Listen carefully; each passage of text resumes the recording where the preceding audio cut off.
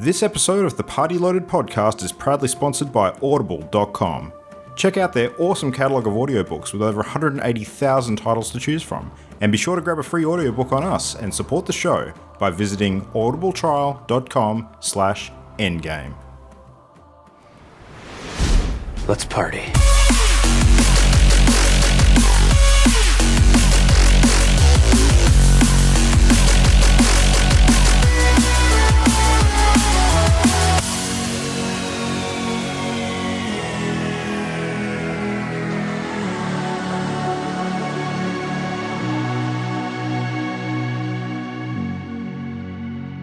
Hello everybody and welcome to Wednesday the 12th of June. It is Party Loaded and it is our E3 extravaganza.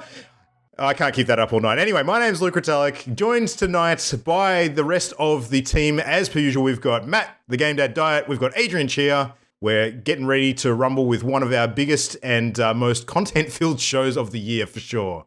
Yes. Gentlemen, are you ready? I am prepared. I am ready. I have built up a reservoir of reptile venom over the last couple of days. Reptile venom. I'm super disappointed that Christian misses out on this one tonight because he's still gallivanting around Europe, but no doubt we'll get his thoughts on a number of things once he returns. How dare he? Yeah. I know, Yeah. right? Yeah. Poor form. He has been throwing his 2 cents in from afar. So That's true, been actually. okay. He still has been communicating. So, credit where it's due. Yeah, absolutely.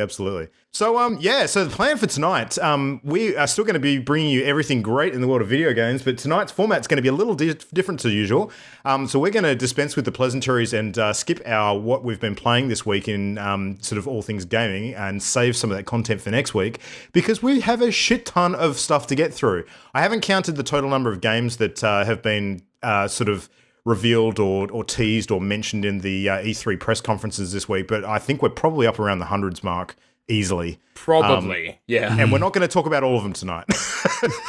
as much as we probably have thoughts on most of them, we're just not going to have time. So we're going to cover the major press conferences. We're going to chat about our sort of overall meta thoughts on E3 in general, who we thought were the big winners and maybe the big underperformers were, and just some of the other sort of random bits of interest and happenings that have been going around the convention from afar. But but before we hit that, we actually do have some shocking horror regular games industry news that happened probably before E3 even kicked off. So Right?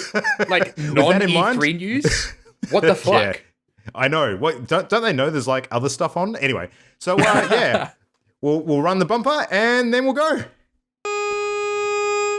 Now it's time to hear some gaming news. Time for some gaming news.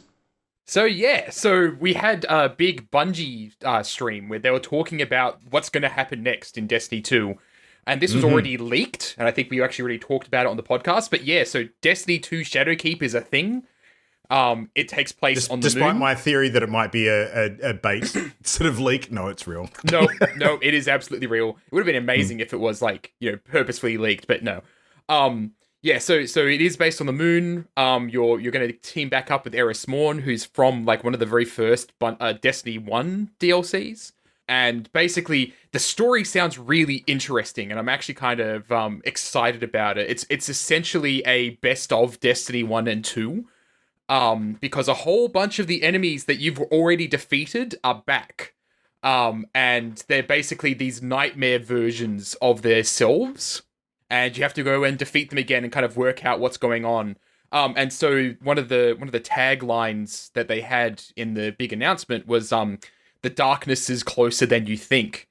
And in a bunch of the trailers, there was one trailer. But in the trailer and the gameplay videos we saw, a couple of people were pointing out that there's these weird shadowy figures that are kind of hovering around the enemies. So it seems like the darkness may have arrived in the Sol system now, and that's why all these nightmares are popping up on the moon. But yeah, so it was the first place we visited in Destiny 1 once we actually left Earth. This was the place that a lot of people hated because of having to run around getting helium all the time, isn't it? Yeah. It's where the wizard came from.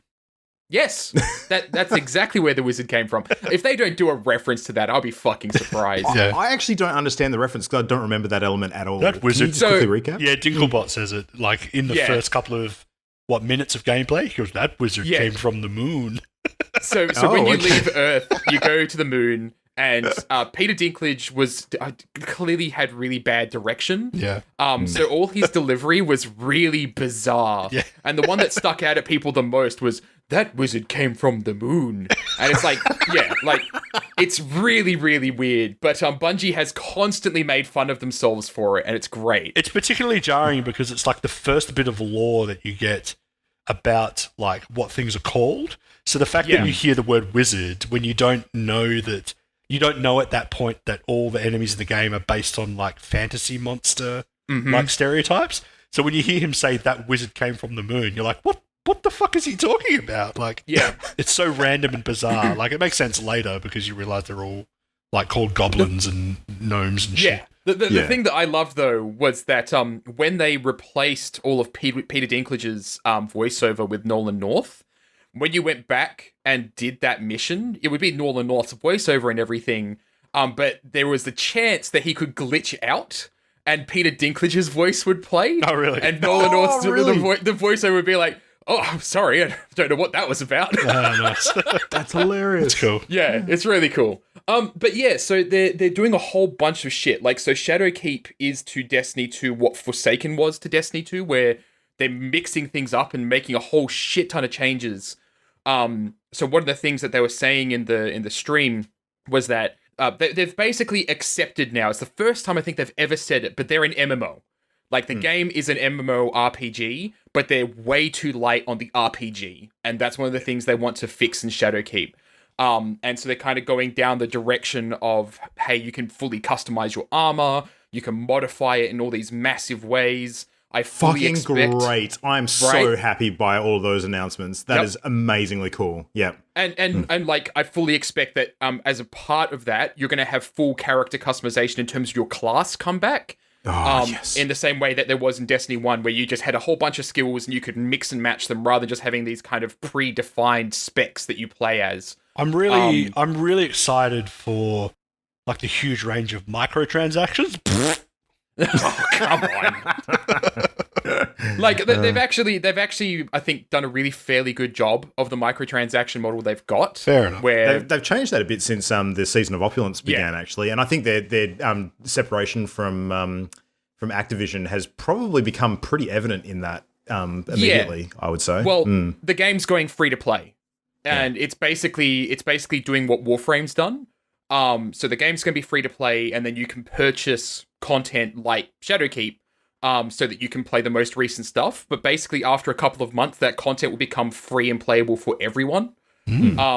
And yeah, so I think that you can play all of Destiny 2 and go to every single location for free. So that it means even the locations that they add in Shadowkeep and Forsaken, you can actually access. So you can go to the Dreaming City, you can go to the moon, even if you don't have that content yet. But the thing that you'll miss out on is all the missions and story content and raids and dungeons that they add as part of those expansions.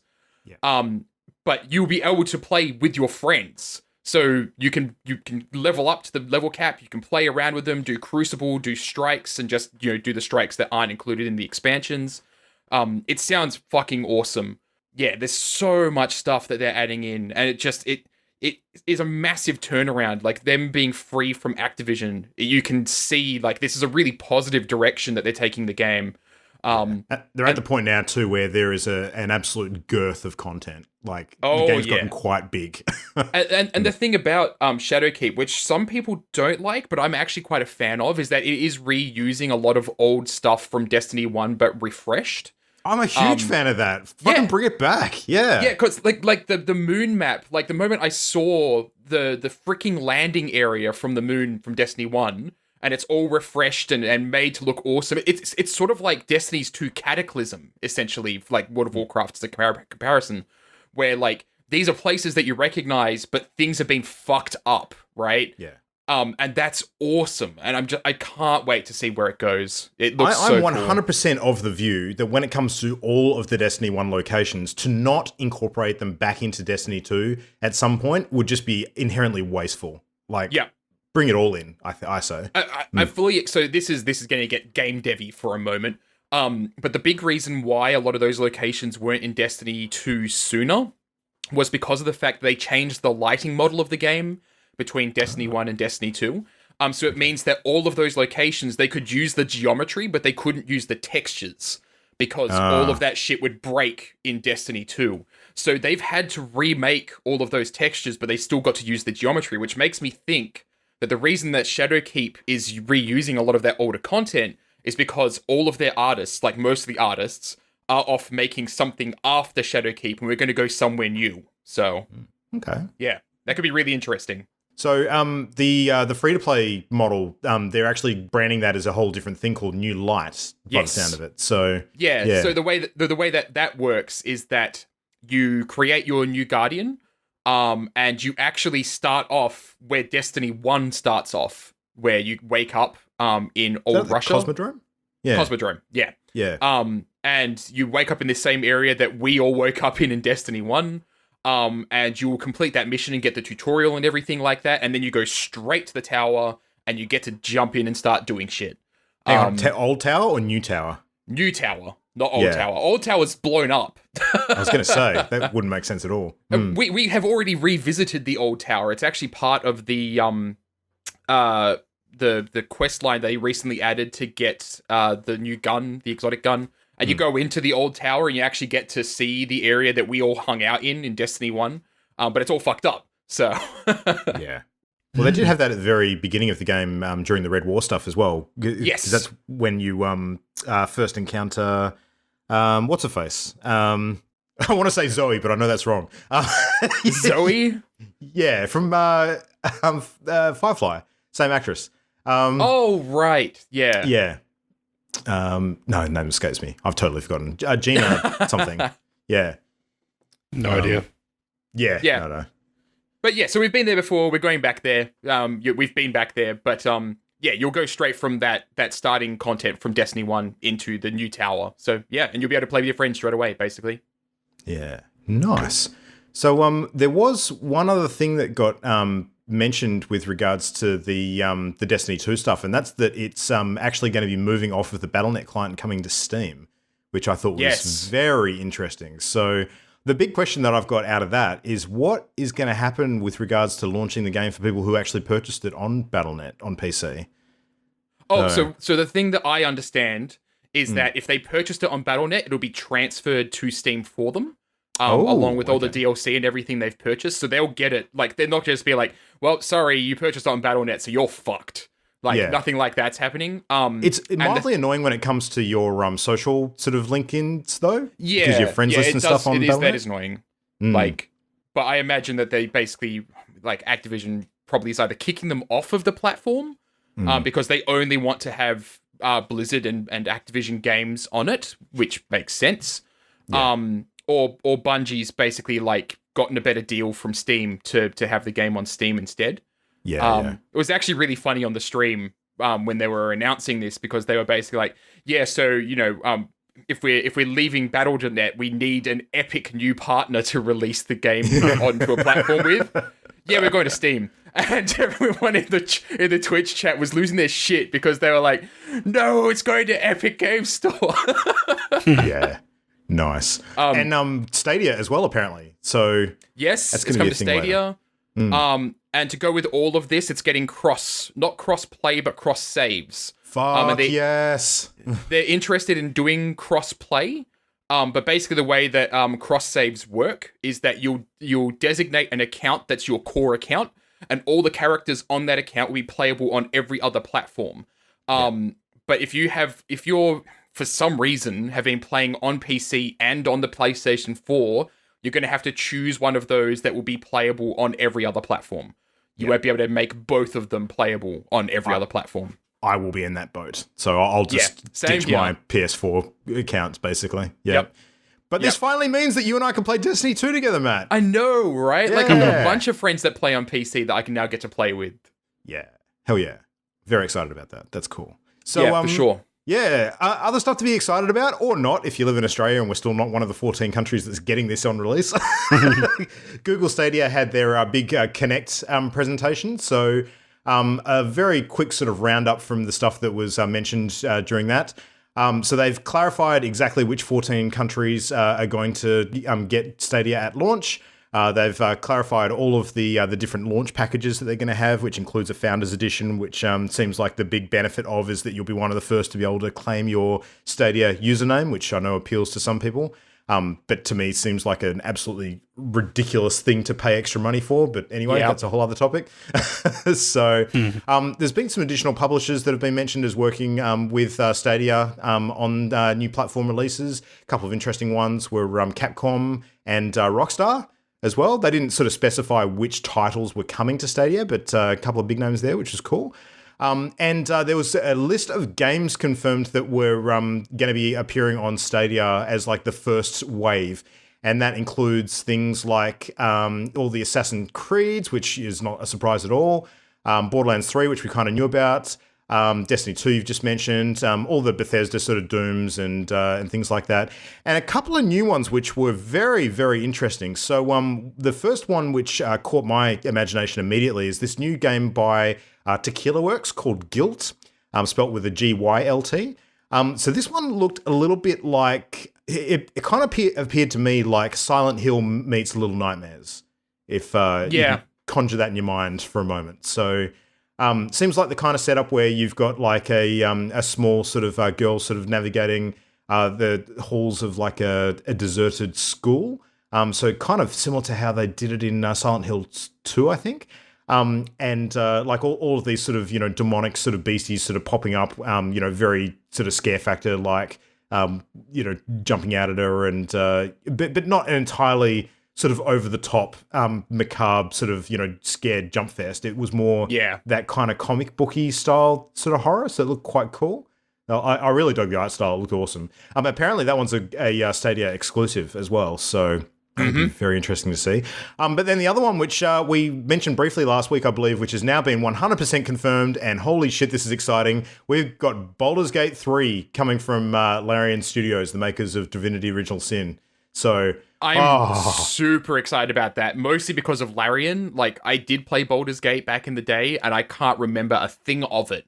But the fact that it's Larian makes me fucking excited. I love the Baldur's Gate games. I love Divinity Original Sin 2.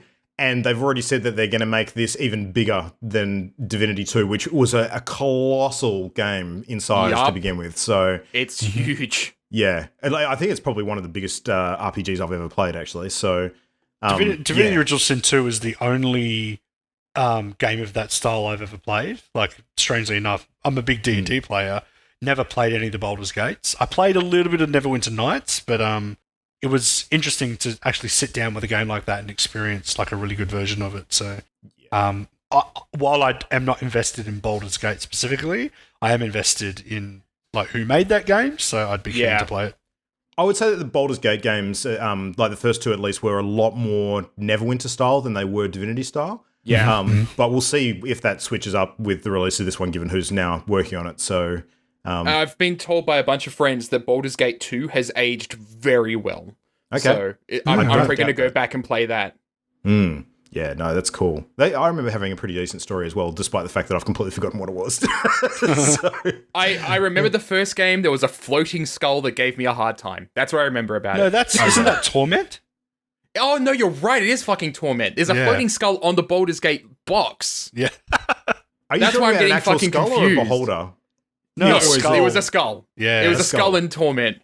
Okay, and it's not the undead version of the beholder. Like, that's got a particular name. No. It's like a little flaming skull familiar. It's a little fucking floating skull. It gives you a hard time. It's sassy. It's a different game. There was a game called Torment that has like wide critical acclaim that is the same. Planescape Torment. That's it. Planescape Torment. Yeah. Is that D&D based, Matt? Do you know? Yeah, or is it I think so. D&D setting, yeah. Is it? Oh, there you go. So, yeah, it was a similar kind of thing to Baldur's Gate from my understanding. I haven't played either of them, so I wouldn't know. Literally, the reason I got them confused was because Baldur's Gate 1 has the fucking skull right on the front, so... Yeah, right, there you go. Yeah, makes sense. Anyway, that's all super exciting. So, Other little random bits of news before we sort of dive into E3 stuff proper. There's a whole bunch of new gamertag options that are coming to Xbox Live. And you may wonder why you care about that. And the reason is because you're actually going to, similar to some other sort of name registration platforms, sort of Steam and Battlenet being the two that really spring to mind, Xbox Live is going to change its format so that you can actually have duplicate names to other people who have already claimed the same handle. So the way they're going to do that is if you claim the same name as somebody else, they're going to have like a suffix, which is like a hashtagged number that sort of sits faintly at the end of it, similar to how Battlenet tags appear. But you'll be able to claim the name that you want, which is excellent. Like, given how long that service has been going, the chances of you actually getting a unique name without having to pick something like that looks like gobbledygook with additional numbers and characters and underscores and shit next to it is pretty unlikely. So this is going to be real good. And I think they're going to allow the first change to be free after this goes live. So you can actually switch over to what you want. And then each subsequent change after that is going to be $10. But yeah, there's going to be a bunch of support for additional alphabets as well. So they're adding, Thai, Chinese, Japanese, Korean language stuff as well. But these are all really good quality of life changes. I think super, super clever, and I'm glad they did it. I just wish that PlayStation would go down this route as well. Yeah. They kind of have, they kind of haven't. So yeah, whether they can do it without breaking everything else is probably the other matter. And the last thing is that we apparently now actually have a release window for this long speculated Uncharted movie. So remember that Uncharted movie that has had Tom Holland connected to it for quite some time? So he's supposed to be playing like a younger version of Nathan Drake. So I can't remember if we talked about this together. You might not have actually been present, guys, like when this very first got raised on the show, because this is going back a way. So it's now coming in the US holiday 2020. So it's December 18th. They've sort of put next to that. This is Sony Pictures that have mentioned. Please the date, don't fuck it up. Yeah, Uncharted's so good. I don't want them to fuck it up, and there's so much potential there for doing a movie. Yeah, it's a year and a half away, which seems super close when you consider it in movie terms. So a year and a half passes fairly quickly. So yeah, it'll be crap. Video game movies besides Pokemon have traditionally not had a good hit rate. So yeah. I'm just gonna go with numbers and say it's probably gonna be substandard. It's probably gonna be bad. Yeah. I'm happy to be pleasantly surprised and wrong, but yeah. I do really feel like Spider-Man: Homecoming was only really successful because Marvel had their mitts all over it. Yeah, sure. But other than that, I actually know there wasn't the other Spider-Man, the animated one, that was also Sony, but it was Into Sony the Animation. Spider-Verse. Yeah. That movie kicked ass. It was amazing. Yeah. So maybe that's we get the same team. That would be cool. But I really do feel like a big part of that movie's success is the fact that it was a comic book movie and not a video game movie. So yeah. Well, they just need to treat it with the same respect they gave Spider-Man. That's all they need to do. Yeah, we'll see how that turns out. They won't. Yeah. Plot twist, spoilers, they won't. I very much doubt it. But anyway, we'll see. The fact that it's actually got a release date associated with it now means that unlike a lot of other video game movies that get announced and we think, oh, that'll be cool if it ever happens, and they never happen. This one actually, is looking a little bit more real. So yeah, who knows? All right, anyway, that is enough of the non-E3 related shenanigans. Let's dive in because we have quite the stack of content to get through tonight as far as games and announcements and everything else. So our topic of the week, of course, is E3 2019. It has been taking place all week this week with the press conferences sort of kicking off on the weekend at all hours of the morning for us poor Aussies. But Matt and I, at the very least, have actually been sort of hopping on and covering them on stream on twitch.tv/partyloaded. And we've been uploading the VODs of our reactions to the YouTube channel. At youtube.com/channelendgame as well. So if you want to go and actually see us live react to the stuff that's been announced as we've gone through, I think we've hit just about everything except for Ubisoft, because that was another 4 a.m. one, which we just didn't have the stomach to do again. Yeah. Or actually, I should say you didn't have the stomach to do again because you did the Microsoft one that time. And quite frankly, like, I'm kind of glad I didn't do it. Yeah. But yeah, like if you want to see me super fucking tired and sipping coffee at 4 a.m. watching Microsoft, then you should go watch that VOD. Yeah, totally, absolutely.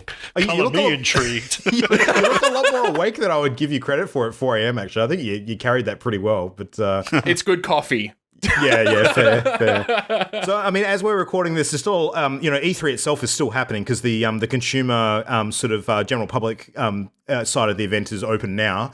So there's a lot of stuff being played and demoed, and all of the news sites are, pretty much churning out content over time with people actually getting hands-on with a lot of the games that we've only seen trailers and teasers for. So we're getting a bit of a picture as to what some of the stars of the show are and the games that are certainly going to get talked about the most in the coming weeks. And we can speculate a bit on that as we go through as well. But what we're going to talk about tonight is pretty much just a play-by-play with the major conferences, all of the big things that were announced and sort of talked about, and that we got to see a decent amount of. Some of the surprise announcements, some of the stuff that maybe some of the surprise absences we can get onto later as well. But we're not going to be covering anything Sony related because they weren't there.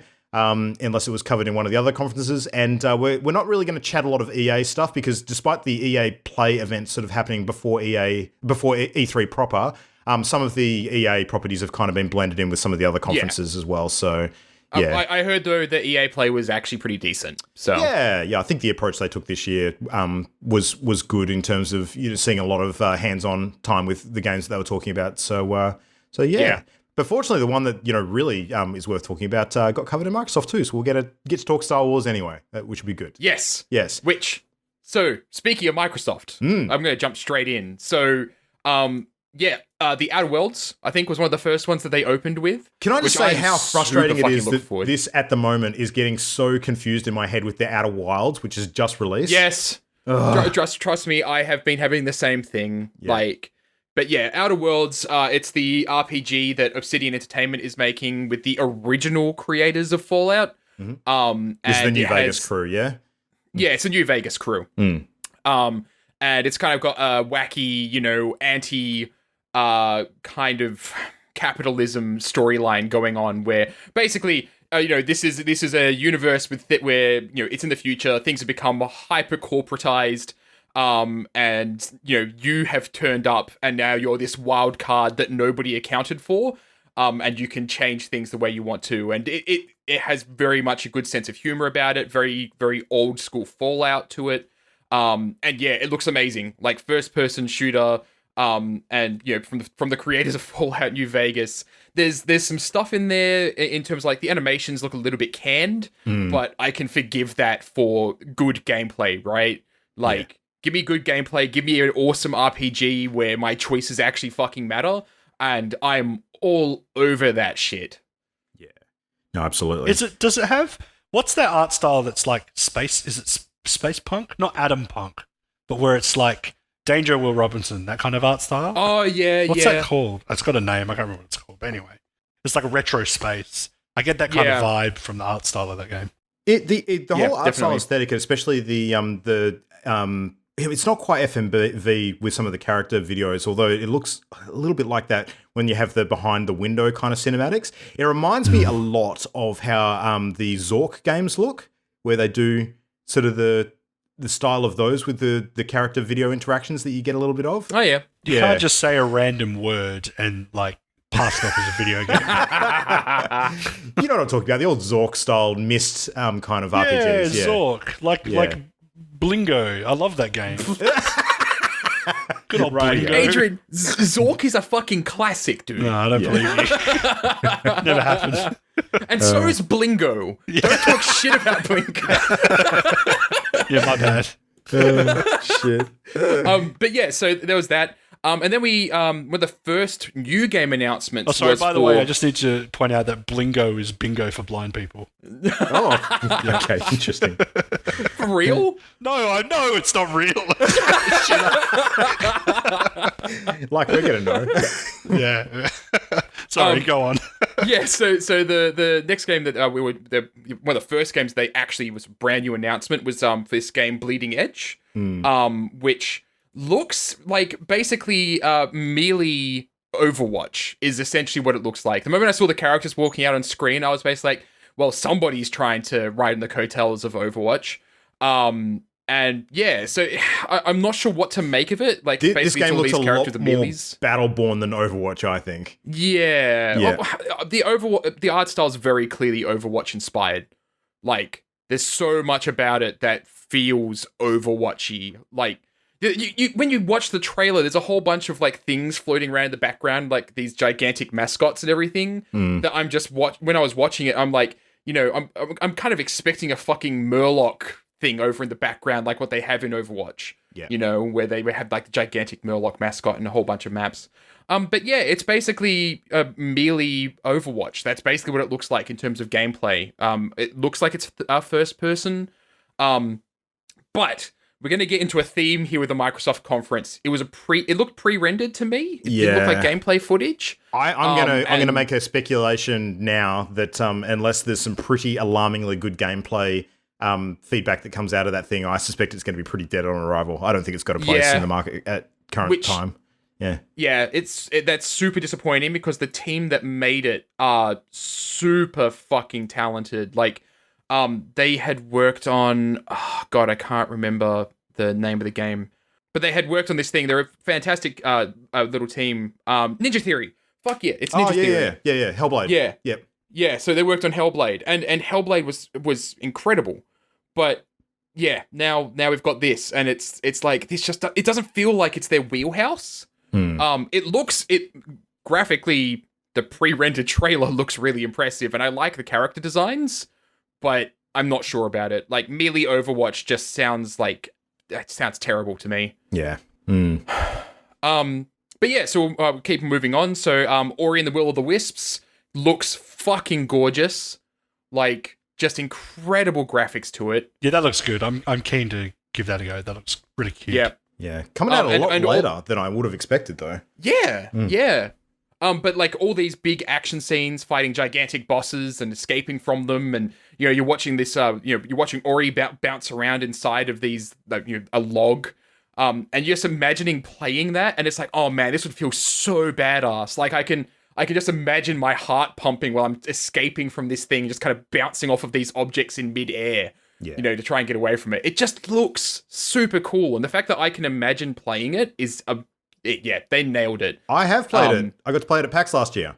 So, yeah, we did. Yeah. Well, I tried to play it, but my controller was dead. Oh, that's right. Yeah, I remember. Yeah. Minecraft Dungeons was shown off. This looks amazing. It looks fucking good. So here's another theme with the Microsoft conference. Wherever they showed gameplay, it looked fucking great. Yeah, so Minecraft Dungeons looks super good. It's basically Diablo, but in Minecraft. Up to 4-player co-op as well, though, which is very, very cool. Yeah, and I'm super keen to play it. I'm intrigued, actually. Yeah, I think that looks quite fun. Yeah. Yeah, totally. It'll be interesting to see if they have any sort of mining mechanic in there. I don't get the impression there is. Unless it's like puzzle-solving mechanics, perhaps, but... Yeah. Look, I'm going to call this now. Like, if unless this gets bomb reviews on launch, I want to see all four of us playing this thing. So I think we'd have a great time online. Oh yeah, yeah. I agree. That'd be cool. Play on stream, like that'd be great. Yeah, for sure. Okay, so now we're going on to the EA thing. So Star Wars Jedi Fallen Order, looks pretty dang interesting to me. But as somebody pointed out on Twitter, what is it with whenever EA is making a Star Wars game that has lightsabers in it, you have to stab bugs. Like, why is that always a thing? Like, why are we fighting gigantic bugs and not just a whole shit ton of stormtroopers and more interesting things? But no, hey, look, we're gonna throw in, oh no, it's a gigantic spider alien. Okay, well, that's totally not a trope. Yeah. Why can't you dismember stormtroopers is what I want to know. Why does it do that crappy, like, it leaves the burn marks on them where the lightsaber has been, but there's no, got something to do with the PG rating, I think. Yeah, they're going for PG. Yeah. But there was a moment where I actually went, whoa, what the fuck? Because like the character you're playing as like jumped over the head of this stormtrooper and like slashed his lightsaber right through the stormtrooper's middle. Yeah. And it passed through him. Yeah. He should be in two pieces on the floor. Exactly, yeah. Like, I can understand it, like, if you've ever watched Star Wars Rebels. Have you guys watched that show? Yeah. Yes. Love Rebels. It's exactly like in Rebels, where like whenever one of the characters' lightsabers are a stormtrooper, they sort of animate it just enough so that the stormtrooper gets hit, but it's never like a full slice. Yeah. So you can like in your mind, you can justify it in your mind, and you sort of, it's like magic. You sort of convince yourself that's okay. But like you say, Matt, in this game, he's clearly like passing his lightsaber all the way through dudes, and like it's like that's crap. Like it's not even the fact of like, it's not like changing the color of the blood where you still get like the effect of blood. It looks like it's like clipping incorrectly. Yeah, which I think just looks terrible. What it feels like to me, I do agree, it kind of looks terrible because it doesn't feel right. Yeah. Like, if they had gone with a Star Wars Rebel kind of art style for this, and then did the same kind of thing and didn't have the lightsaber actually passing through people, I'd be fucking down. Yeah. But it's really clear that they're kind of going for a dark story, but it's like they don't want to go all the way so they can maintain that PG rating. And I think it's a missed opportunity. Yeah, like, I mean, the tone of it is already offset by that little droid that he's got carrying around. Yeah. Like, it's obviously like a little friendly, jokey robot. You know it's just going to do dumb, cute shit. That he's going to be like, oh, bleepy little Star Wars Rob. Like, you. Like, it's going to have that kind of attitude. Yeah. I like the little droid, but I totally agree that it does, like, you know, if they're going for a darker kind of game, which, you know, at that time of the, you know, at that point in the timeline for Star Wars, it would be a darker timeline, you know, area to kind of take the game into. Mm-hmm. But instead, we kind of get this, it doesn't know what it wants to be, it almost feels like, but I'm going to reserve comment on the story and everything until I actually play the game. It could very much surprise me, but I'm not sure about the storyline. The combat, though, looks fucking great. Like, I think the force power utilization looks there. good too. I actually quite like it. Yeah, you don't like the combat, Adrian? What didn't you like? No, I think it looks really boring. I think it looks super bland. Maybe hands-on it will feel better than it looks, but at first glance, I was like, when I watched it, I was like, like it didn't grab me. Maybe my expectations are too high, but yeah. It is also EA. I think you're right to be nervous. Yeah, fair but enough. It's Respawn. I mean, they had some cool stuff in there with the Respawn mechanics, like all the wall running and that kind of thing looked pretty interesting. Yeah. So you can do some cool sort of force power shit with the environmental traversal when you start mucking around with space magic. So, you know. Yeah. Hopefully Respawn doesn't mess it up. But I'm nervous because, you know, EA has a habit of cancelling games like this. Especially Star Wars games. Also worth mentioning that Saul Guevara, or if I've got his name correct, is in there as well, the character played by Forrest Whitaker. So it sounds like him too. Like, and Forrest Whitaker has done, like, he did the voice for Sol in Rebels. So it wouldn't surprise me if he's done video game voicing, which would be cool. Well, actually, that was the other key thing that was mentioned during the presentation, and this is going back to EA Play, is that apparently Respawn have actually gotten the green light by Disney Star Wars at large for this game to be 100% canon in the Star Wars universe. Oh. So that's awesome. Good. Yeah. Like, I'm definitely interested in it, but I'm nervous. Yeah, I'm nervous is the way I'm going to kind of phrase that.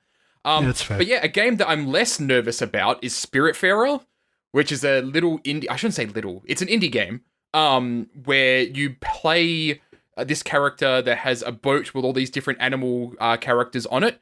And I don't want to actually spoil it because the trailer's so fucking good. But suffice it to say that it kind of looks Animal Crossing-esque in that you're on a two-dimensional boat, you're building stuff, and you're making friends with these animals that are on the boat with you. And you're going from place to place. I'm going to leave it at that because the plot twist is too fucking good. Yep. But yeah, I actually really like the look of it. There was Blair Witch, which looks interesting, kind of a neat time travel mechanic going on in there, but it's, again, pre-rendered trailer, can't really tell much from it. And Blair Witch in 2019? What? Yeah, what the fuck? Yeah. I know, I've been waiting for another Blair Witch game. Yeah. It might be kind of like, you know, taking that franchise, I say with finger quotes you can't see, in a different direction. But yeah, Cyberpunk 2077. May I just say I'm really fucking sick and tired of pre-rendered trailers from Cyberpunk. Like, There are journalists talking about how amazing the gameplay is. Why are we still getting fucking pre-rendered trailers? Now, why? I hear you, but that didn't make me love this trailer any less because it was very, very cool. So it was cool, but also, again, okay, so fucking white dude main character. I'm actually curious about that because they've shown different main point of view characters in the different trailers we've gotten now. So I can't actually work out. Have you seen the game case? The case for the game, like the cover for the box art. It's got that guy on it now, doesn't it? Yeah. Yes. So, but there's been other and it's boring as fuck. It's white dude with a gun. Yeah, but you know what it looks, from what I understand, there's a lot exactly of different like. options when it comes to customizing your character in this game. So if you want to make your character completely different to that, you should be able to. So, yeah, I don't know. I think there's a lot they're not telling us about the primary sort of protagonist, I should say. So, but yeah, the part about it that I'm not excited about Keanu Reeves being in the game, but I did fucking love him on stage because he ate it.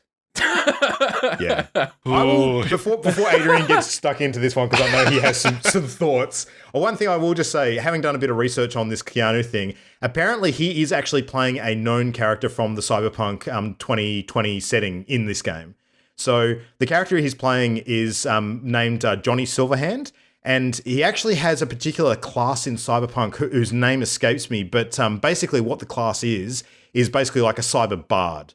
And it's a very rare class in the old tabletop RPG. There's actually a bit of lore behind this particular character, so it's not like they've just shoehorned him in. Like they've actually, and reading what I've read on the character, it actually kind of does fit the description of what they've tried to do with Keanu Reeves playing him. So I actually think that's a good pick for that reason.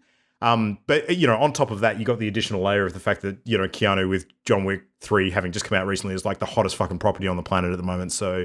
It was, I know some cynical people out there not pointing fingers at anyone who's about to speak in 20 seconds. may not like that sort of thing all the time, but I love Keanu Reeves. I really enjoyed him on stage, and he still comes across as the most genuine fucking guy. So I was all about it. I thought it was fantastic. So I don't mind a bit of hype fun like that on my E3 stage on occasion. That definitely fit the bill. So yeah. Anyway, so Adrian, what did you think? No. No to all of that is my response.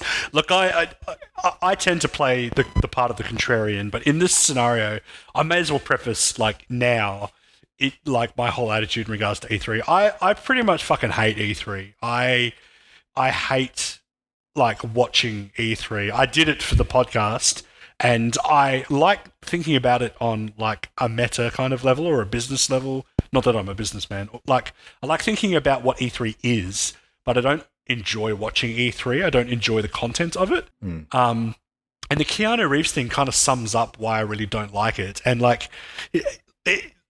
every E3 kind of press conference to me is this. It's some American dude going, here at Party Loaded, we love you. And we know that you love video games. So we made this. Fade in the video image of a pile of shit. That's right. Party Loaded is now advertising a pile of shit. And 3 people in the crowd go, woo, and that's it. And then he's like, this pile of shit, you can now subscribe to Pile of Shit for $10.95 a month. And to me, all of E3 is just self-masturbatory corporate bullshit of people selling you hard on what to me is just a video game. And I have this kind of attitude when it comes to video games in general, but and it's kind of weird being on a video game podcast and talking about it this way, but I don't feel the level of hype and money and attention that goes into E3 is representative of the product. When I for an average consumer, you go to the shop, you buy a video game, you play it, and you enjoy it. I don't think video games deserve and this is controversial. I don't think they deserve this level of intense salesmanship and and grandiose, like espousing. It's almost cult-like in its behavior, and that's what really turns me off. And bringing it back, because otherwise I'll go off on a wild tangent.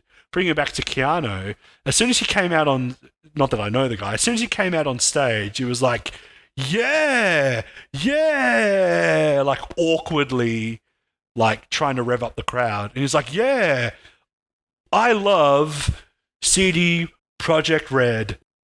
They've made this. And I was like anyone with any kind of editing expertise could like dub in and substitute any of his words for any other presentation at E3. It was like a Mad Lib. It was like, it's like, and so scripted and so saccharine and so produced, and that's what really turns me off. So I have to disagree on a personal level with like the whole Keanu thing. And like, I got no problem with Keanu Reeves as an actor or as a celebrity, and you know, his image is one of, you know, the likable celebrity, which is fine. I got no problem with that. But I have a problem with like him being wheeled out on stage, like it could have been his head in a jar, and people would have lost their shit and be like, "Oh, it's Keanu's head in a jar." And then his head would have woken up and go, "You can subscribe to my head for $14.95 a month." Like, and people would have cheered. Dude, I know a lot of people out there that would pay a lot more than that for head from Keanu Reeves. So yeah, well, so all right, this is controversial, but I actually entirely agree with Adrian. Yay! So I think.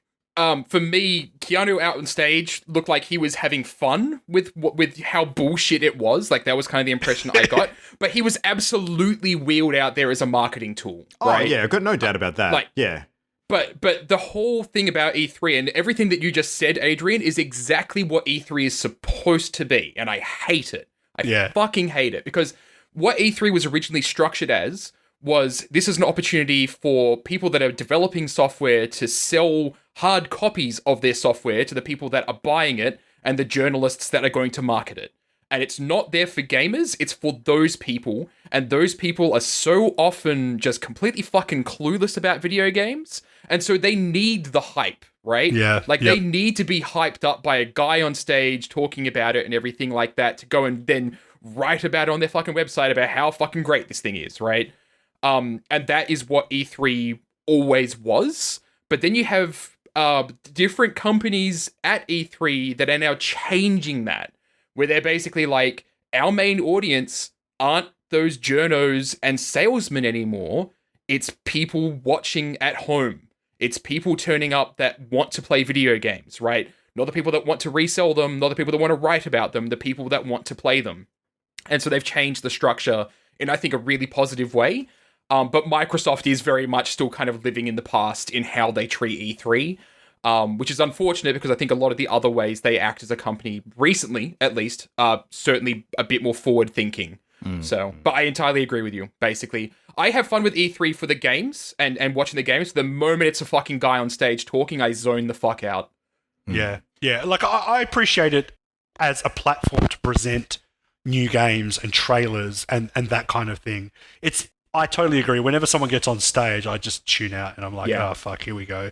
Like the Avengers one, we'll get to it later actually, but like that one just had my skin crawling. Like, I couldn't believe it. And like a good example is there's a YouTube channel I watch called Red Letter Media, and they have they're just these. It's probably why I love it so much, but they're these super cynical, like, VHS movie reviewer guys, and they have this fantastic line, which is, "I saw it and I clapped." And like every time they review like a Star Wars movie, they like put on these characters and they're like, "Millennium Falcon, yay!" Like Star Wars. And so like when I think of E3, it just like epitomizes that kind of like Iron Man, yeah, and like it's almost Pavlovian, and it kind of really upsets me. So Yeah. I won't go on more about it, but you get the idea. Well, I've got some bigger sort of overarching thoughts about E3, but I might actually just save them for the end because it'll probably make more sense in context of everything else we're going to go through. So Fair enough. Yeah. Yep. definitely. Yeah, but suffice to say, I think as far as the Keanu bit specifically went, I actually don't think it was scripted. I think pretty much his entire prezzo was, he probably had some bullets, but I don't think he was, reading word for word off a teleprompter at all because it seemed like a lot of what he did was quite spontaneous. So... Yeah, I do agree with that part. Like, as I say, like he came out, was eating the stage, and he was having fun with it, and that was kind of how I took it. But he definitely had talking points. Oh yeah, for sure. Talking points that he was supposed to. It's the big difference between like a Hollywood actor who does this for a living versus someone who trots out and does a press conference presentation on stage maybe once a year in the odd boardroom in their day-to-day role. These people have the ability to ad lib and make themselves entertaining without having to rely on carefully scripted teleprompters. So yeah. But all right, well, let's move on to other things now. We've shat all over Luke's fun. Yeah, sorry. So yeah, Battletoads, it was shit. I'm not a fan. The art style's pretty crap. This is the prediction I made last week. I made the prediction that Battletoads would be shown in more detail with a bit of gameplay and that I would be very disappointed by it. And I stand by that. I think it looks fucking vomit-inducing. It looks bad. I'm very disappointed. Yeah. Something that looks fucking incredible. That I like Battletoads. Oh, Adrian, come on. This is one occasion where the tables are turned. I really liked it. So one thing that did look incredible that actually had me shocked at how fucking good it looked was Microsoft Flight Simulator. Oh yeah. Which looked incredible. Like I'm sitting there, I'm like, I want to play this just to fucking fly around and look at the pretty scenery. It's so gorgeous. I haven't played a flight simulator since I was a kid, but like it just looked incredibly pretty. They showed off Age of Empires 2. Yeah, it's the definitive edition. It's just the same thing. They showed off more Psychonauts 2. They showed off Psychonauts 2, a little bit of it. They announced that Double Fine is actually now Microsoft Studio. Yeah. So that's another thing that they've purchased, which is pretty interesting. Tim Schafer's been copping huge amounts of shit for selling out this week. It's been funny to watch. I think, honestly, I'm hoping that all of these studios that Microsoft has bought, it's a really positive thing for them. Going back a step, isn't Microsoft the studio that cancelled Psychonauts from having a sequel after Psychonauts 1? So isn't this the height of irony? It is. But like, they also made Rare into a studio that created fucking Kinect games, and now look at where Rare's at. Yeah. Right? Yeah. Like, I think that they are giving their studios, here, have your fucking wings, basically, and make cool games for us that make money. Yeah. And I think that's a really, really good business move for them.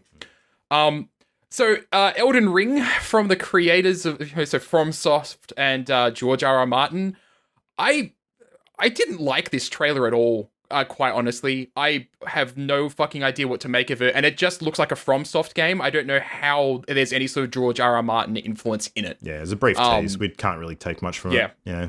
It felt like a waste of time, honestly. Like, I think they should have left it for another E3. Again, fuck these pre-rendered trailers. I hated them. Maybe it's full of incest. Incest and all your favorite characters die. Gives a new meaning to the name Elden Ring, but sure. And then the ending of it is deeply unsatisfying. Yes. They showed Wasteland 3, which looks interesting. Dragon Ball Z Kakarot. Holy fuck. I want a good Dragon Ball Z game, and this looks so good. Like, I'm actually really keen. I'm not a huge fan of Dragon Ball, but this makes me want to play it. I'm not sure about you guys. It's not a fighting game, is it? I don't know anything about Dragon Ball. Yeah. It's action adventure game. Yeah. Like, we haven't seen many like Dragon Ball RPG. games that aren't fighters, so this is unique. Yeah. Mm. They showed Phantasy Star Online, which somebody on my Twitter actually pointed out was announced in 2012 for Western audiences. Oh, Jesus. Wow. Yeah. Phantasy Star's got going to have taken following. 8 years. Yeah. Yeah. Mm. They showed Gears of War 5, which quite frankly, I was really fucking confused because the way they were talking about it was like it was already out. Yeah. What was this whole diving under the stage with the camera bullshit they did? What the fuck? It was fucking bizarre. You know what it looked like as well? It looked like high school prom, like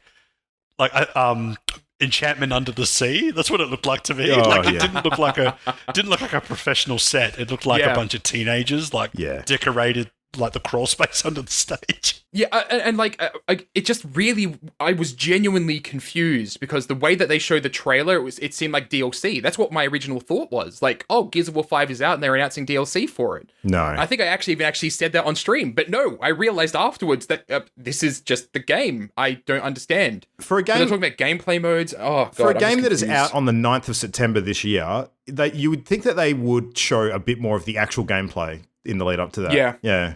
Mind you, I thought the trailer was super neat. Again, it was pre-rendered, but I actually thought it was pretty interesting and unique. But again, it didn't tell me shit about the gameplay. Like, it didn't tell me shit about it. And I'm sure if I played the other Gears games, I'd probably be pretty excited about the sort of visuals that it was making and what it might mean for the story. But I took nothing away from it. It did not sell me on the game at all. Yeah. It would sell a Gears fan on it. And that's kind of shit on E3, like, because if you're making it a trailer that's only going to sell other fans of the game on it, what the fuck are you doing? They announced the new Xbox One Elite controller, which looks cool. 200 US by the look of it. Yeah. They Jesus showed. Christ, really? Yeah. Yeah. I remember looking at that and going like, oh, I'd love a updated controller for my PC. Not if it's $200 freaking dollars. Oh, it's great. Yeah. It's got these unscrewable sort of thumbsticks and, you can turn the crank on the thing and tighten it. And I'm pretty sure that if you put it down on the desk while you're playing, it gives you a blowy as well. So, yeah. Well, that's a bargain at $200. Yeah, they showed Dying Light 2, which I think they've actually shown before. Yeah, that's been in the works Feel for like a while. they've shown. Yep. Yeah. Which looks interesting. The stuff that I think I remember seeing of it was a whole lot of things about how your decisions matter and will change the world. But again, I feel like it was a pre-rendered trailer. I paid very little attention to it, pretty much. For the Forza Horizon 4 Lego the DLC thing. Actually, I thought that was pretty fun. Yeah. Apparently, the most recent Forza Horizon is really good. So. Yeah. I'm just going through these rapid fire at this point. The last racing game I played was on a PS1, and I realised that I just have no interest in racing games. Yeah. It's like I have no interest in real cars. I have no interest in playing racing games. Lego is probably the thing that's going to be closest to getting me to play a racing game, but even so, it's a stretch for me. So, yeah. Pretty much. Does give a different definition to a roadblock, though. There was a bizarre. You idiot! You're an idiot. You're not getting away with that. There was a bizarre trailer for a game called Crossfire, which again was fucking pre-rendered, and it looks like some sort of shooter, but I have no idea what the game's about. Massively Like, popular the trailer game was in just Asia. fucking weird. Yeah, this game's huge in Asia. It's coming over to Western Shores. It's already got a big audience. So yeah. Again, I hated the trailer. Yeah. I walked away going, "What the fuck was that?" Borderlands 3. We know Borderlands 3 is a thing. Just a little thing. Just a little thing. Yeah, don't worry about it. It won't amount to much. Let's mention the other thing that we found out this week about Borderlands, though. There's new DLC for Borderlands 2 that's just come out now. And if you've got the Handsome Collection, you can get it for free, I believe, which bridges the story gap between 2 and 3. So, yeah. I like that idea. I like the idea of, like, because Borderlands 2 isn't exactly a game that, like, is current and, like, constantly updated. So it's kind of cool they just went, you know what, we're just going to make this, and it's just a nice little thing that you can play in the meantime. Like, I dig that. I think that's cool. Early reports are that it's quite good too, so you might want to check it out. Oh, that's good.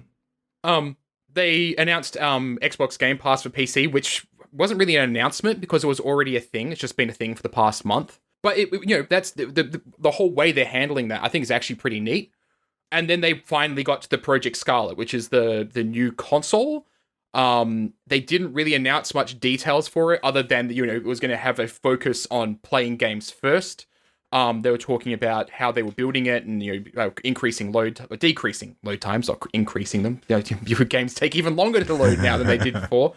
But then they also teased the Halo Infinite. What is this, Anthem? Topical. Yeah, they showed a trailer, and again another pre-rendered trailer. This one for Halo Infinite, which I'm super looking forward to the game.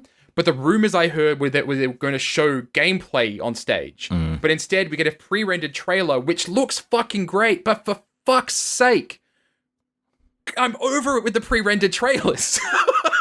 Yeah, like you want to see what you're getting. Like, yeah. Like, and I get the impression, like, this is just these are just a small sliver of the games they were showing at Microsoft, because there were a whole bunch of other indies as well. And it just felt like they just were strapped for time. Like, if they had 3 hours, and they could have shown a bit more gameplay, it would have been really good. Or if they just cut some of this shit out and just showed, like, here's a 2-minute gameplay trailer. Yeah. Like, I just wish they'd done that. Like, I was super stoked about the fact that very clearly they're taking Halo in a direction that I'm super keen on, but I'm over the pre-rendered trailers. Like, it was really frustrating by the end. I think there were two really substantially big winners out of the Microsoft presentation, and that's Sony and Stadia. Really? To be honest, I think that Microsoft had the floor. They had the opportunity to really capture the audience and wow people with their plans for Project xCloud and the next gen console, and they completely did not deliver on the opportunity that they had to really claim the space and get out ahead with those two things. They just, I mean, every game that they went through during their press conference, with a couple of small exceptions, are all playable on other consoles. So there is nothing about the entire Microsoft conference that it doubles down on, you should play this on a Xbox. It's not, it hasn't convinced me at all that I want to be an Xbox owner coming into the next generation.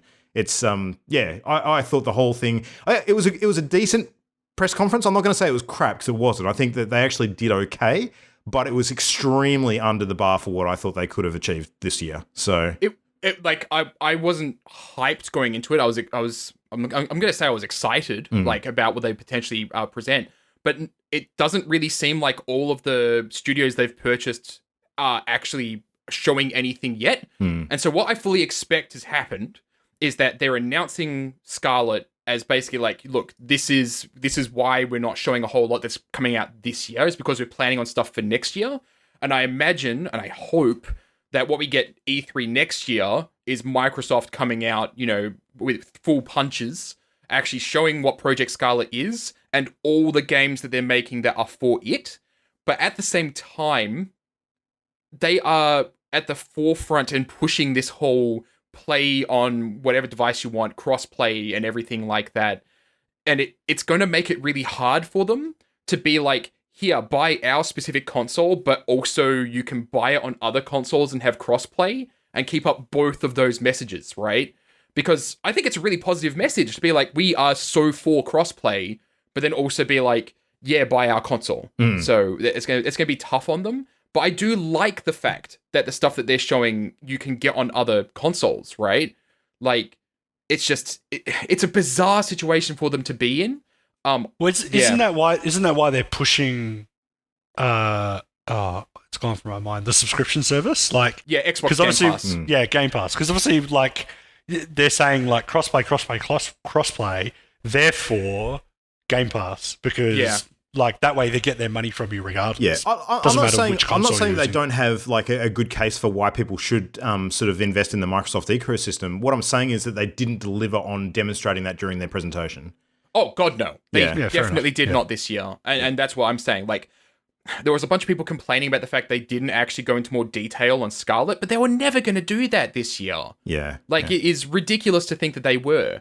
But I totally agree that nothing about their conference this year was basically like why you should invest into Microsoft. It still feels like just like last year where they were announcing all these studios they've purchased. It's hyping us up for what's going to come. And like, they could have done so much better at this E3 if they just got rid of the fucking pre-rendered trailers and showed gameplay. And I would have been way more interested, even if the games that they were talking about weren't Microsoft exclusive. Yep, agree. I think they did better last year, all things considered. But yeah. All right, let's move on to Bethesda and rocket ahead a little bit. We're going to pick up the pace and fire through some of these. So now Bethesda opened with something that I did not expect. I predicted it was going to be the big Doom Eternal sort of lead in with the live band with Mick Gordon, etc., etc. I was completely wrong about that. They finished with Doom instead, which probably worked out in their favor, I think. They opened strong with Fallout 76. Did not expect that. After the shit during the year, they pretty much came out, they owned it. Todd Howard made one very small wisecrack about the fact that given how much excitement they'd had in the last year, he was surprised that everybody was back again, which was, a little bit of a jab at their own contrition over the issue, and then he kind of forged on ahead. And I thought that was probably the right way to play it. So not getting Yeah. too bogged down in it, kind of, just pushing forward and getting on with, this is what we're going to do to fix it, and just going content. So they covered quite a bit of content for Fallout 76. They've got a whole bunch of stuff coming to the core game, including an announcement that picked up a lot of hype for reasons that they probably shouldn't, because this should have been in the game from the get-go. They're adding human NPCs to the game, finally. So it's actually going to be a Fallout game. So that's exciting for people who are still invested in it. Okay. Yeah. So no one? I am really, really like, it's a cool announcement, but everything about it triggers just a whole bunch of alarms for me, because some of the dialogue they speak is like, are you with us or are you with them? And it seems to really indicate that there's two factions of NPCs. So basically it's going to be this town over here and this town over here have NPCs in them now. There's like 10 in the whole game. We added NPCs to the game, guys. You should all clap. There you go, clap.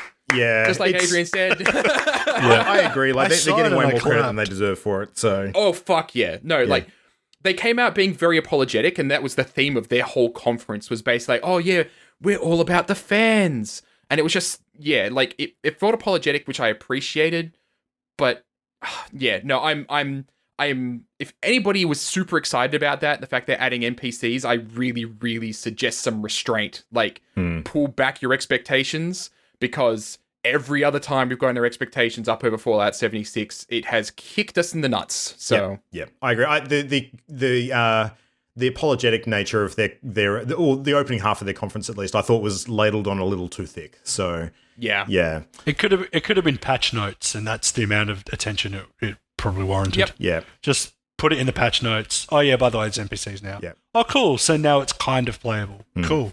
So they're also making a Fallout 76 Battle Royale, which had an interesting spin on it, where you're sort of trying to compete for Vault's overseer position in one of the newly discovered vaults, which is kind of interesting. So one thing I thought was interesting about the way it was going to play out is that it's going to be a scenario where there's a lot of hostile enemies as well as the players. And when they showed the footage for Nuclear Winter, it's called, which is the Battle Royale mode, it looked like there was a bit of co-op stuff happening with players healing each other as well to try and work together to fight off some of the bigger enemies, because there were like Deathclaws and shit, running around killing them at the same time as they were killing each other.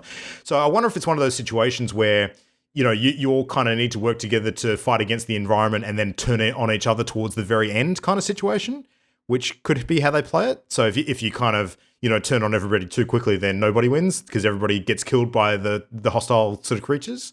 So I don't know, that would be an interesting spin on a battle royale if they did that. Okay, I'm going to sound like a wanker for a moment. Hang on, no, I sound like it all the time, but I'm going to sound even more like a wanker than usual.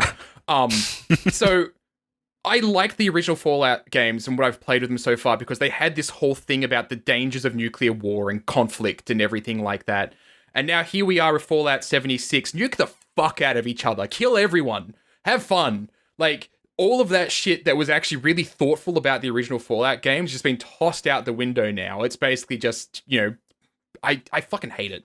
Like, I really don't like it. There's nothing thoughtful about it. There's no sort of message or anything like that. It's just, let's write a fucking RPG story, I guess. Yeah. Like, and now, oh, hey, Battle Royales are popular. I don't like it at all. I agree. I think that it's, there's going to be a certain audience for it. It's not me, for sure. Yep. Yeah. But then we did get a really interesting looking game. It was just a teaser trailer, not any sort of actual sort of gameplay or anything like that. At very early stages, no release dates or anything sort of announced for Ghostwire Tokyo. So this is a new game by Arcane, the developers of the Prey and Dishonored series.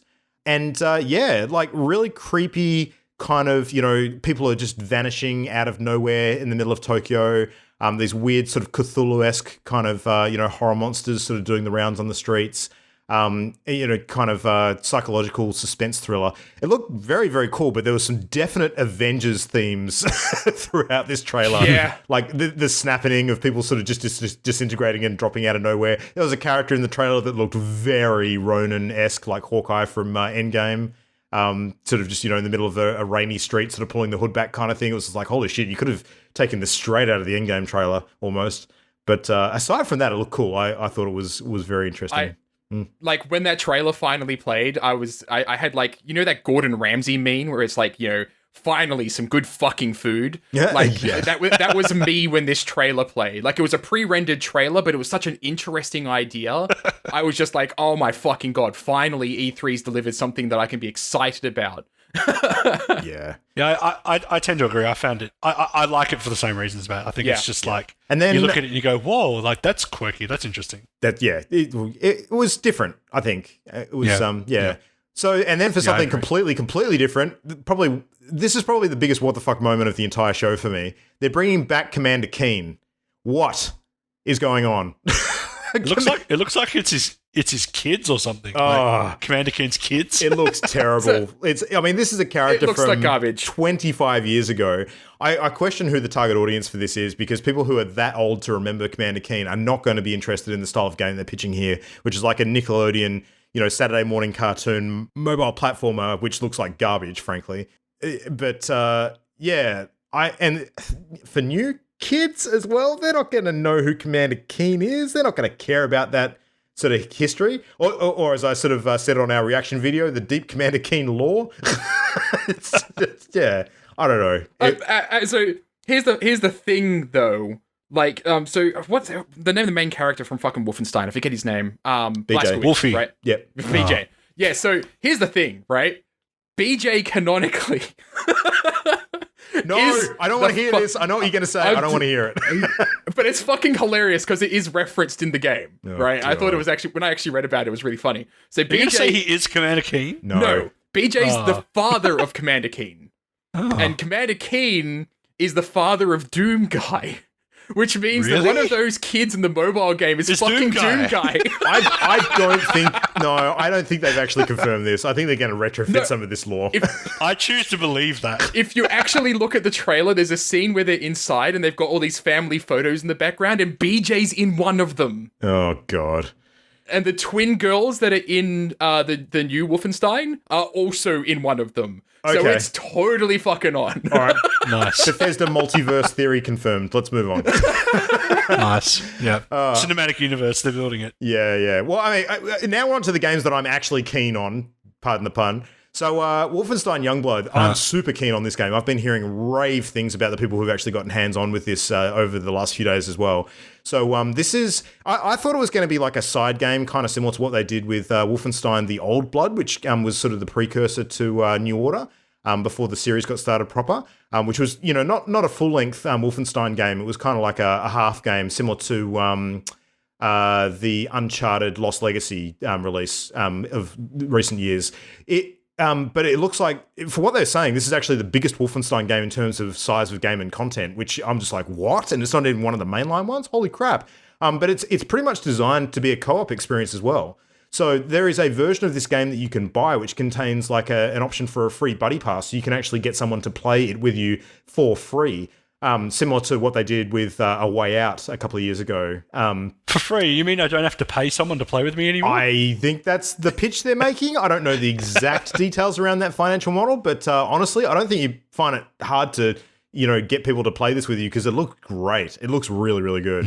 And the two main characters, the twin daughters of BJ Blazkowicz, also look like they've taken a very sort of mischievous, heavy character vibe with both of them as well, and they look quite entertaining. So, Wolfenstein's always had a bit of a goofball edge to the way that things plan out. Like you're running around murdering Nazis in horrific amounts of violence and gore, and some of the themes of the game are pretty heavy. But amongst all of that, there's a huge amount of hilarity as well, and this looks like it pretty much doubles down on that. But the co-op gameplay looks great. I'm super keen to play this, and I've already talked Matt into jumping on and doing some co-op when it comes out. I'm so down. Yeah, we're totally doing it. Yeah, absolutely. There was a brief mention of a new game called Deathloop, which looks like a Groundhog Day meets Hitman kind of vibe. So it was like a character-based 1-versus-1 shooter where you're sort of like a hardcore assassin of some sort. So is it though? Oh yeah, we don't actually know. We don't know. Again, it's a pre-rendered trailer, and mind you, everything about it I fucking love. The aesthetic is great. Yeah. The fact that it's two black main characters is great. Like, there's so much about it that I love, but what the fuck is it? Yeah. Like, nothing has been confirmed. Is it a single-player game? Is it multiplayer? It seems to be heavily indicated it's multiplayer, but if it's 1v1, how the fuck does that work? Yeah. Like, nothing was actually talked about it, but I love it, the idea. I love the idea, but I don't know if I love the game because I don't know what the game is. Yep. So no idea. We'll have to wait and see. This is going to be a big, more information to come kind of footnote, I think. Yeah. Yep. And then finally, the game that I'm going to very much rein myself in on, because I could talk about it for quite a bit because I've been soaking up stuff about it all week, is Doom Eternal. And Doom Eternal looked every bit as good as I was hoping it was going to be. All of the feedback I've heard from people from the media who got to play it during the Judges Week this year has been extremely fucking positive. Like, huge numbers of people saying this is potentially their game of the show from having had hands-on time with it. It just looks like some of the systems in Doom Eternal are just so freaking smart. Like, there's a real Metroidvania vibe to some of the platforming and the navigational stuff in it. Like the destructible demons that you're fighting against, it looks like they've really changed up the way you interact with some of them with your death animations with the glory kills. And now you can actually do glory kills with different devices like your shoulder-mounted flamethrower and other sort of weapons at your disposal to get different sort of power-ups and drops from them depending on what you kill them with. So that's really cool. The destructible demons now you can actually like fire off like their weapon limbs and stuff, so you can actually disarm them before killing them, which is another thing that you couldn't do in the original from 2016. And some of the settings, like the non-Earth based and non sort of the other one we saw during the QuakeCon footage last year was on Phobos, which is one of the UAC bases. There's a whole bunch of other settings that look like you're starting to get into these, heaven or hell realms that are a lot more sort of ancient and arcane in nature. And the whole thing just looks absolutely jaw-droppingly gorgeous. And the soundtrack sounds as good as ever. So I'm fairly fucking hyped for this game, I got to say. And we've got a release date now, which is the 22nd of November, which is a little bit further off than I would have liked. But, hey, it'll be here before we know it. So there you go. The trailer convinced me I need to go back and actually finish playing Doom 2016. Yeah, because I haven't finished it yet. Yeah. Oh, wow. Fair enough. I enjoyed it, but it didn't grab me in a really big way. But I know that was also because at the time there was some Destiny stuff going on that pulled me in more. Oh, I remember. Yeah. Yeah, but like the Doom Eternal and the fact that it sounds very, very likely story-wise that you'll be fighting angels and heaven is fucking awesome. Like, it's very Diablo. Yeah, it does. It looks like Diablo meets Doom. It really does, and I'm totally fine with that. So yeah, and they've not confirmed any of that, but the voiceover during the trailer made it very, very clear that basically Heaven does not at all approve of the fact that Doom Guy is actually defeating the demons, because that's not how this is supposed to go. And I think that's fucking great. Like, I can kind of see Heaven intervening because it's like, no, for fuck's sake, stop winning. Yeah, like offsetting the balance kind of thing. Yeah, it's pretty interesting. much. That's very Darksiders. Darksiders has that almost Totally. exact same plot. Yeah. Like heaven and hell, the guy in the middle, On the balance. upsetting the balance. Yeah. No, it's cool. The angels being dicks is a very supernatural thing as well. So Yeah. yeah. There was a multiplayer mode that they announced for Doom Eternal as well, which is a new 2 versus 1 game mode called Battle Mode, where you actually can take the control of either the Doomslayer or 2 superpowered demons that are trying to hunt down the Doomslayer. And this is actually separate to the invasion thing that we saw last year, where people can actually enter each other's games and try and fuck with people when they're playing the single-player campaign mode. This is an actual dedicated multiplayer version of that. And if you enter as the demons, apparently you can actually summon smaller gribbly demons to help you as well and try and take out the Doomslayer that way. I don't know, it's intriguing. I did not expect it, but it's different to the multiplayer from Doom 2016. So, yeah, worth that checking out, I guess. Yeah. So there you go. So something that I checked out and then promptly fell asleep on was the Ubisoft conference. Nice. So they opened up with the announcement for Watch Dogs Legion, which, okay, this may be my game of the show, quite honestly. Yeah. Because I'm super fucking hyped for it. I shouldn't say hype because I don't get myself hyped up that much about games anymore, but I'm excited about just what sort of potential that game has. I'll say it, I'm hyped for it. The fact that you can go out and you can just recruit anybody on the street and you can have I was watching gameplay video that they were actually playing during the conference where they were showing here's a grandma, and it turned out she was a robotics grandma. And I'm like, oh my fucking God, that is hilarious. But all these different characters in the game world have their own stats and everything. One of the ones they were looking at had a chance to just randomly die. So he must have had like a heart problem or something. So you could just recruit him and then be playing and just have a heart attack and die randomly. If characters die, it's permadeath. And that's fucking awesome. Like, I love the fact that you're just constantly recruiting people, and then oops, I got them killed. I guess I have to play somebody else now. Yeah. Like, that's so cool. There's so much about that I love. It'll be really interesting to see how they kind of deal with like character names and that sort of thing. But yeah, like I'm really, really keen on Legion. Like I loved Watch Dogs 2. It was fucking great. I thought it was fantastic. But this seems like just a really good direction to take it. Like, no necessarily main character. The main character is who you decide to be, and you're always at risk of permanently losing them. And that just sounds great. Yeah. I love it. The setting was what did it for me. Like, the dystopian sort of post-Brexit, London sort of police state that they were kind of creating looked really cool. It's very different too. Yeah. I love it. I love it as well. And, like, come on, Ubisoft, you can't come out and say that this game isn't political because, oh my God. Yeah. So then basically the rest of the Ubisoft conference was here's a whole bunch of Tom Clancy games. Yep. So they announced some new stuff for Rainbow Six Siege, which, that game's doing really well for itself. So it looked like a really cool kind of spy thriller, like almost like one versus a group type thing. It looked really interesting. I'm not sure what to make of it, but it looked cool. Ghost Recon Breakpoint, which had a weird thing at the end, which is like also with Terminator. It's like, how the fuck does that work? Again, what is it with E3 this year and just like nobody's explaining anything? Like, they're either over-explaining on stage, or it's like, and also this. And it's like, what the fuck does that mean? The Terminator stuff, fair enough. But they explained the positioning for the rest of the characters in that game fairly well, I thought. Like with John Bernthal's character. And John Bernthal actually came out on stage and talked a bit about his character's motivations and stuff. Because he's actually been introduced in as like an extra bit of DLC in Wildlands, I think, to sort of set up how his character starts off as one of the ghosts and then turns. So... Yeah. I quite like that. I think, he obviously seems to be quite invested in the character too, even though it's very similar to other ones that he's played before. So... But like, and this was the weird thing about Ubisoft, like either they were over-explaining things or just flashing something on screen and expecting you to get excited. Like, that was the Terminator announcement. It's like, okay, so Terminator has something to do with Ghost Recon. I don't like it. and who gives a shit about the Terminator? Like, no one gives a flying fuck about the Terminator.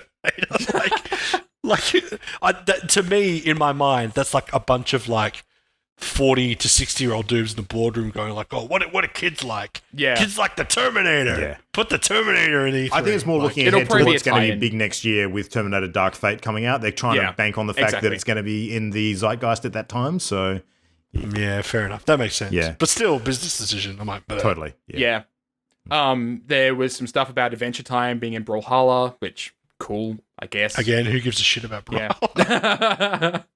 Yeah. For Honor is getting... this is the point at which I started kind of dozing off, pretty much. Like, I was working, mind you, and I was slowly falling asleep because Ubisoft was playing in the background. That's how bad it was. It's like a lullaby. Rainbow Six Quarantine, which seems like Rainbow Six with zombies. Honestly, actually kind of cool. I kind of like that concept because Rainbow Six is pretty great. But again, pre-rendered trailer, what the fuck am I doing in this game? Like, the concept sounds neat, but like, I want an old school strategic Rainbow Six with zombies. That sounds really cool. The Division 2 is getting new episodic content. Luke, you'd probably be more excited about that than I am. Yeah, well, the most compelling thing about that was that one of the big chunks of content, like in episode 3, is actually going to take us back to New York to hunt down one of the rogue Division agents. So we'll get to check out some of the old stomping ground with that, which is cool. And the next 8-player raid looks like it's going to be the Pentagon one. So, I don't know. That sounds cool. I'm into that. If I actually ever get enough people together to play the 8-man raids, because that's a pretty steep barrier to entry. So, yeah. I'm surprised they didn't learn from Destiny, quite honestly. Like, Destiny has 6-player raids, and there's still a very, very small percentage of the population that's actually finished the raids. Yeah, we'll see. Just Dance 2020, who gives a fuck, quite honestly? It's on Wii. It's a game coming out on Wii in 2019. What the hell? 2020? Like, it's coming out next year, so quite honestly, that's worse. No, it's Just Dance 2020. It's actually out this year, though. It's You're right. November 2019. You're right. Yeah. What the fuck? Either way, it's dumb. Like, there will be an audience there for that still own a Wii, and I don't know. Yeah. Fuck me, I don't know. Sounds so forlorn. As I said, I wanted to be engaged with this, and they opened up really strong with Watch Dogs Legion, and then the longer I watched it, the more I hated myself and wanted to die. Cool. Yeah, so Roller Champions was one they showed, which seems like it's by the team that made the freaking car soccer thing. Forget what it's called. Rocket League. Rocket League, yes. Yeah, because there was a whole bunch of Rocket League stickers in the trailer and everything. Oh, I didn't notice that. And they called it Roller League. So, like, it seems to be in the Rocket League universe. Cinematic universe. Yeah. But, yeah, like, it... Again, pre-rendered trailer, and mind you, Brendan, who's probably listening to this, hi, Brendan, when I was working with him at Stirfire, like, we were talking quite a lot about how there should be a roller derby game because there's so much potential in that, and that's what this is. It's a roller derby game. And so, it'll be interesting to see how that pans out, because roller derbies can get really fucking brutal. Yeah. So there's a lot of potential in that, but again, pre-rendered trailer, I don't know what to make of it. What'll sell this game for me is if you can do tricks style like Tony Hawk. If you can if you can combine like Tony Hawk mechanics into that game, then I'd be keen. Okay. See that. And then there was Gods and Monsters, and at this point, I'm pretty sure I had completely zoned out, which is unfortunate because it does actually look pretty neat. But yeah, again, so it's by the Assassin's Creed Odyssey team, and it's kind of like this Greek kind of influenced game that looks very Breath of the Wild-esque, fairly cartoony in its art style. But again, it's a cinematic pre-rendered trailer. Fuck me. What's with this E3? I swear to God. No, I mean, I think the key theme with a lot of these cinematic trailers is that they really start to try and show like the power fantasy that you're going to have by playing as these characters rather than the mechanical nature of it. Like they want to kind of show you the best side of how powerful and how awesome you're going to be when you play as these things. It's not going to be just, how do the nuts and bolts work? They want to kind of visually put you in the skin of the person that you're learning about, probably more to the point. There was a thing that I was watching today. It was a GDC talk that was basically going on about Far Cry 4, and this is a tangent, but it's related. And they were talking about how, their game designers owned a single mechanic, and when they showed that mechanic on stage at E3, when the crowd would get super fucking excited about seeing that mechanic, it would make the designer feel really fucking good, right? How many designers that are working on these games are just quietly depressed right now because nobody's actually seen their game, and they've only seen the pre-rendered trailers that some massive, rendering company's been paid to create? Yeah. Like, quite honestly, it's cool and all to show these are the power fantasies you're going to have, but quite frankly, these pre-rendered trailers usually have zero to nothing to do with how the game actually fucking plays. It's like, I don't need to know what the fantasy is gonna be like. Ooh, I want to know what the game fucking plays like. I don't play games to fantasize about how impressive their pre-rendered trailer would look. Like, I play games to have fun, and so it just felt like the longer that Ubisoft went on, outside of Roller Champions, which is kind of an interesting concept, and all of the games, they're based like, here's a whole bunch of DLC announcements. Like, it was basically just like, just pre-rendered trailers, again, just like Microsoft. And I just couldn't give give less of a fuck, I should say. I just completely did not care about it. Like, if it's a cartoony Assassin's Creed Odyssey, then whatever, I guess. Because I have Assassin's Creed Odyssey. Yeah, no, that's fair. Like, they have to sell me on the gameplay to be interested, and they haven't sold me because they showed no gameplay. Yeah. I mean, I think I was probably the target audience for the Ubisoft conference more than you were, Matt, because there's a number of those games that I actually quite enjoy and sort of like keeping on top of. So, like, yeah. I absolutely, like, some of these games, Rainbow Six Siege is one of those games that I've always wanted to play, but just have never put in the time to do it. But it was more the fact that if you go through that list, how many of those things that were announced at Ubisoft are just DLCs? Yeah, there was, but it also lends the view for Ubisoft that they've been trying to cultivate in recent years, that when they release a game, they don't just discard it after its sort of launch window. They continue to support and update it and add new stuff. Yeah. So I think that's actually a good narrative. That. Yeah. It's a good narrative and all, but is it a good narrative for E3? Yeah, possibly not. Yeah, like I see where you're coming from. Like, I totally agree. Like, this is good for the people that play those games, but like, I personally watch E3 to get excited about what's coming next. And these are for games that already exist that, you know, I just don't have the time to go and pick up and play now. And the more content they add, the more out of reach it becomes, essentially. Yeah, I guess it's really, really good for the people who are currently invested, but for the people who are looking in, maybe it adds that extra barrier to entry. Yeah, I could totally understand that. Yeah. Yeah, that was my, like, it very much kind of felt like, outside of ignoring the fact that it was DLC and everything like that, they just ended up spending a lot of time explaining and talking about how the games would play. And I don't want to have some person on stage telling me how it's going to play. Just show me how it's going to play. Yeah, show, don't tell should be the golden rule. Yeah. Absolutely. Yeah. And that was the big thing I had wrong with it. Like, that's why I was falling asleep at my desk, just watching it. So, yeah. Well, on the positive end of show, don't tell, I'm going to kick off talking about the Square Enix conference. And this is going to be a fairly short one because there's only really 2 key games that I want to talk about from this entire presentation. And that's the new Avengers game and the Final Fantasy VII remake. So you want to talk about Power Fantasies, Final Fantasy VII. Woo! Well, there was a lot of Final Fantasy in this presentation. Final Fantasy VII kicked off, and the thing I really liked about what they did here is they did show a lot of gameplay. And in addition to showing the gameplay, they actually showed and talked about the systems quite a bit in how they're going to differ from the original game. And the thing that they focused in on was the combat system and how it sort of changed from being entirely turn-based combat in the original to this dynamic mix between live sort of button-based combat to having like an action bar that fills up that allows you to freeze time and go into the turn-based stuff to activate some of your other abilities and special moves and powers and things. And the fact that you can actually flick between characters in a way that allows you quite a bit of sort of range of options when it comes to how you want to approach the combat system. Like it looks like they've really tried to cater for people who like both ends of the spectrum without sort of forcing you down one end or the other wholesale, which I really appreciate. I think what they've done is actually quite clever. And I think it's risky in the way that, of course, you're remaking a classic and there's always going to be people who complain about it not being, pitch perfect recreation of what existed previously.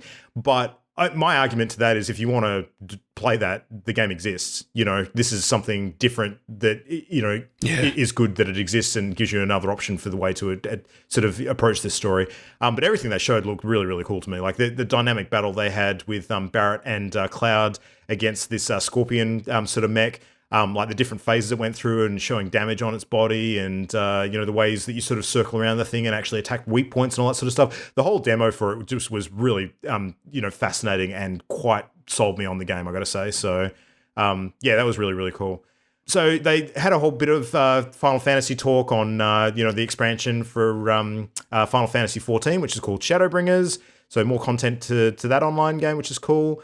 They finally reveal what's happening with the fact that Final Fantasy VIII has been absent from a lot of the sort of collections recently, and that's because they're actually remastering it. So people who are a big fan of Final Fantasy VIII, myself being one of them, that remastered is going to come out at some point later this year, which is a lot sooner than I expected. I'm excited for that because Final Fantasy VIII was the first Final Fantasy game I ever played, so it holds a special place in my heart. So I'm quite excited for that, actually. It's a good one, yeah, absolutely. And it's going to be on PC too, which is very cool. So PC, PS4, Xbox, and Switch. So you'll be able to play it on Switch too if you want to, which I think is probably a good choice for that one too. Let's go on to what I really want to talk about, which is the new Marvel Avengers game. So there was certainly some interesting stuff narrative-wise in what they showed here. It looked like a really dynamic sort of, flick between different characters kind of environmental beat-em-up style adventure game, which was cool. I wasn't sold on the appearance of the main characters. They looked like the MCU stunt doubles, like the slightly fugly stunt doubles, if I'm being honest. So Matt, did you get that impression as well? That they look just a bit did, off? Yeah. But I'm willing to forgive that because of the fact that I know the reason that's the case is because the MCU exists. Right? Yeah. Like if we didn't have the MCU, we wouldn't give a shit that the characters look the way they look. Yeah. But they're clearly trying to like go in their own direction without making it entirely like, oh look, all these characters look exactly like their MCU counterpart. But it's very, very clear that all the like the armor that Thor wears is like, okay, they've taken the armor from the MCU and tweaked it out to give it their own flair. And that's what the game feels like, and I think that's what's going to capture the largest audience, quite honestly. Yeah. Well, they've got a whole bunch of big-name voice actors doing the main cast, so I don't recognize the Captain America voice actor, but they've got Travis Willingham doing Thor. They've got Laura Bailey doing Black Widow. They've got Nolan North and Troy Baker doing Iron Man and Bruce Banner, respectively. So, a lot of these voices are going to sound pretty familiar for good or bad, depending on whether you enjoy that or not. I will say the Nolan North and Troy Baker sort of takes sound very much like them. So, yeah. I find it kind of funny that Ghost is voicing Iron Man because that's appropriate. Yeah, absolutely. Yeah, that's kind of cool.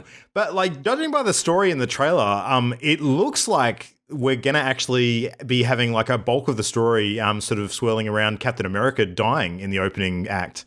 So I don't know if I'm jumping to conclusions here, but it certainly looks like he goes down in the opening sort of big sort of story beat. Yeah.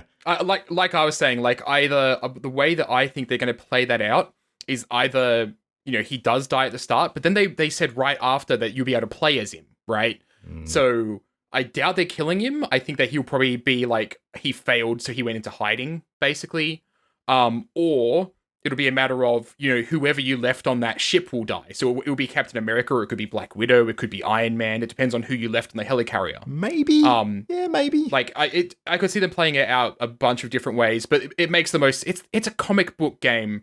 Like they'll bring him back from the dead. Yeah, could be. I mean, especially since one of the big draws to this game also appears to be that there's an ever expanding online component to it, where you can actually play a whole bunch of additional missions and stuff with people, multiplayer over the internet.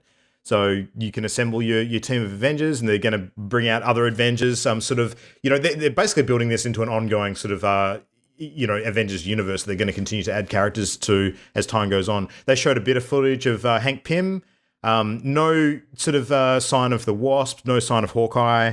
So there's obviously a few sort of notable ones that are missing, depending on which version of the MCU or the Avengers that you're familiar with. But yeah, the enemies that they're up against were not really shown either. There was a brief image of a villain that looked a bit like Crossbones, but I couldn't quite tell if it was him or not. But it seems that the main MacGuffin that they're speaking about, sort of being the crux of the story, is the Terrigen crystals. Now, I don't know if this is the same in the comics, but the Terrigen crystals, at least in the Agents of S.H.I.E.L.D. TV show, were very strongly linked to the Kree. And they were the sort of main thing that enabled the Kree to actually change humans into empowered individuals that kind of became the Inhumans. So I don't know if that's going to be part of that storyline, or whether it's just going to be like a generic sort of alien power source or something like that. There's a bunch of different ways they could use that, those artifacts, depending on how they want to twist it. But I don't know. We'll see. Space crack. Yeah, it basically is like, it's exactly like that. Yeah. I'm realizing something right now, and it's got me actually kind of worried at this moment. But I actually felt pretty excited when I saw this because I could see that the ideas of it are really, really great, and I could actually see gameplay and everything. But now I'm realizing is the only reason I'm actually excited about it is because there was actually fucking gameplay on show. It's true. It could be.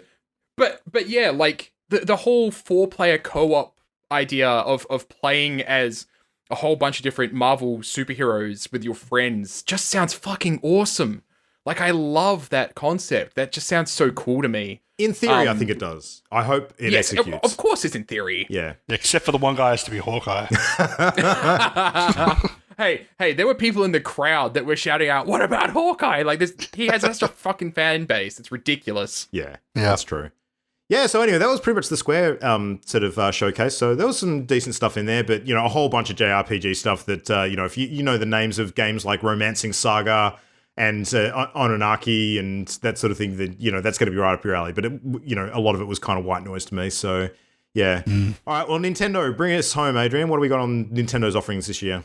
Yeah, I mean, it's similar, right? Well, there's a handful of games in the Nintendo announcement, which are like Japanese rando games where there's like a bunch of teenagers and a bunch of mechs, and they're all like yelling in Japanese, and that's all well and good. But I'm like, who gives a flying fuck about that? So Christian will be super pissed you said that. Yeah, I know. I'm sorry. Sorry, my weeb brother. He probably knows exactly what they are and wants to talk at length about them. Well, Christian, all I have to say is so. I mean, I chose to sort of talk about the Nintendo part of E3 because the Nintendo section kind of epitomizes what I do like about sort of the way you can handle this kind of thing. I like that, and Christian did put this in the chat and articulated it really well, where it's just humble, it's direct, and it's just the information. There's no posturing. There's none of the shit that I basically ranted about earlier about hating about E3, so I really like that. It's in the name, really. The only exception being the fun joke they did at the beginning with Doug Bowser. That was good. I like that because, like, I mean, Nintendo cops a lot of flack for being like a bit wholesome and like cute, but I think it works in this scenario where like you're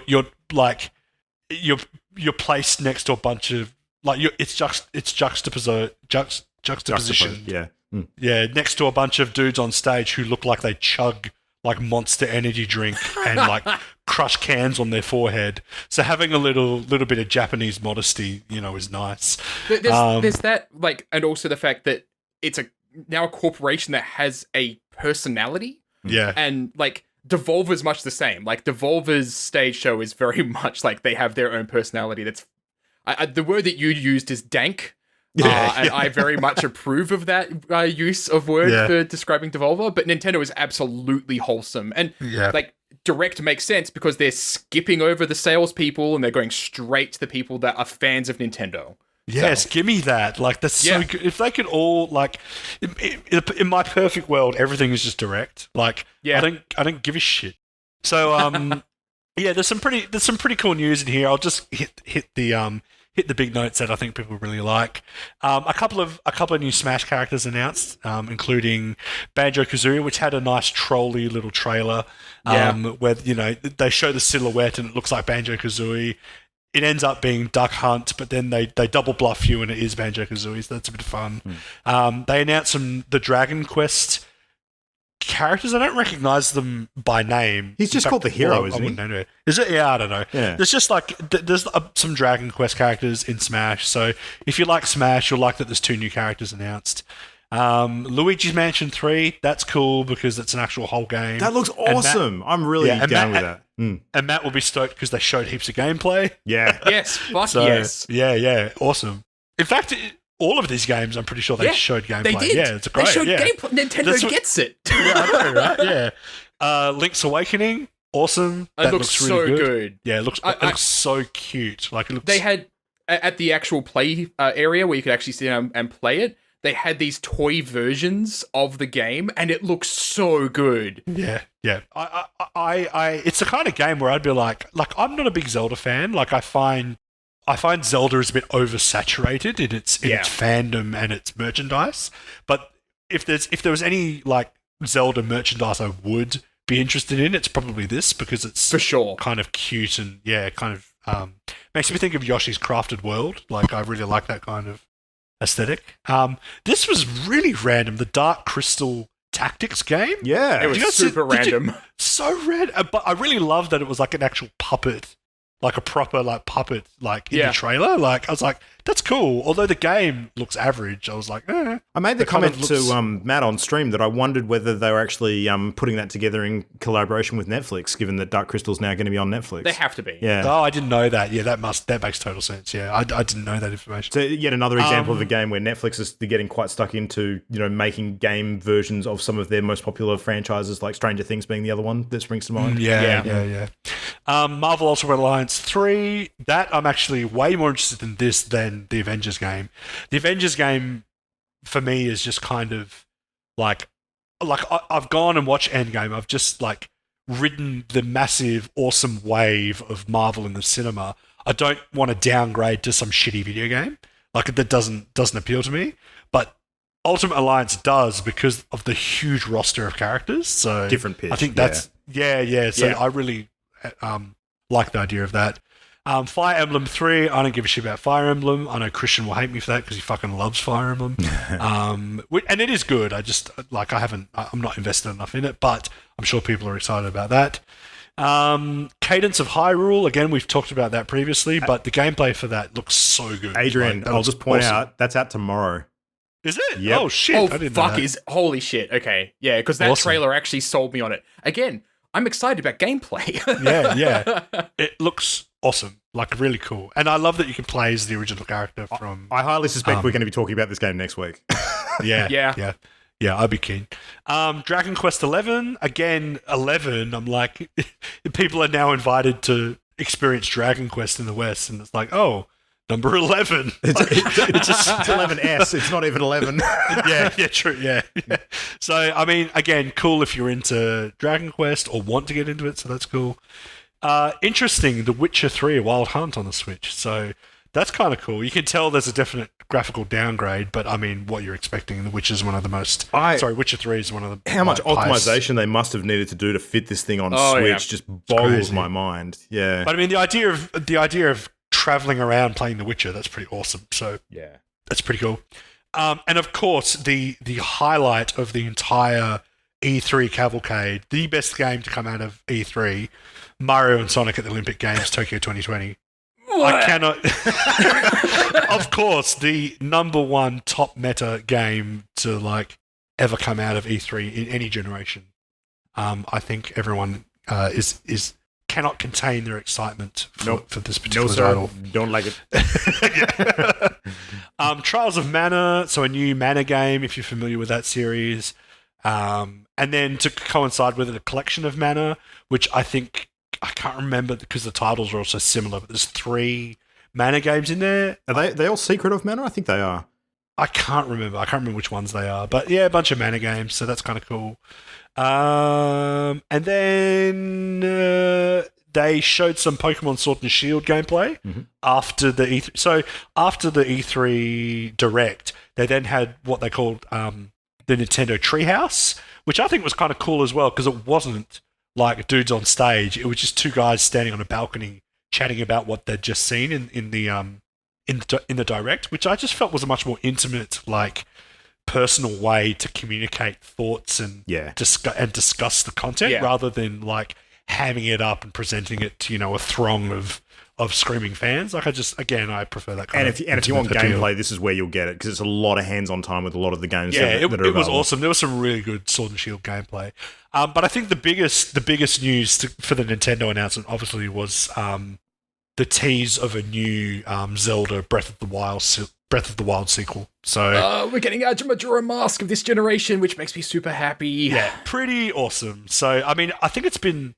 Has there ever been a direct Zelda sequel apart from Majora's Mask? No, there has? Not apart from Majora's Mask, not that I'm aware of. Yeah. Okay. I don't know. Like I say, I don't know the Zelda franchise well enough. But I mean, who's not excited about a Breath of the Wild sequel? Because one of the biggest games ever, especially on the Switch. So if it's more of the same, I don't think anyone's going to be disappointed in that. What I'm curious about is if it's going to be set in the same world because.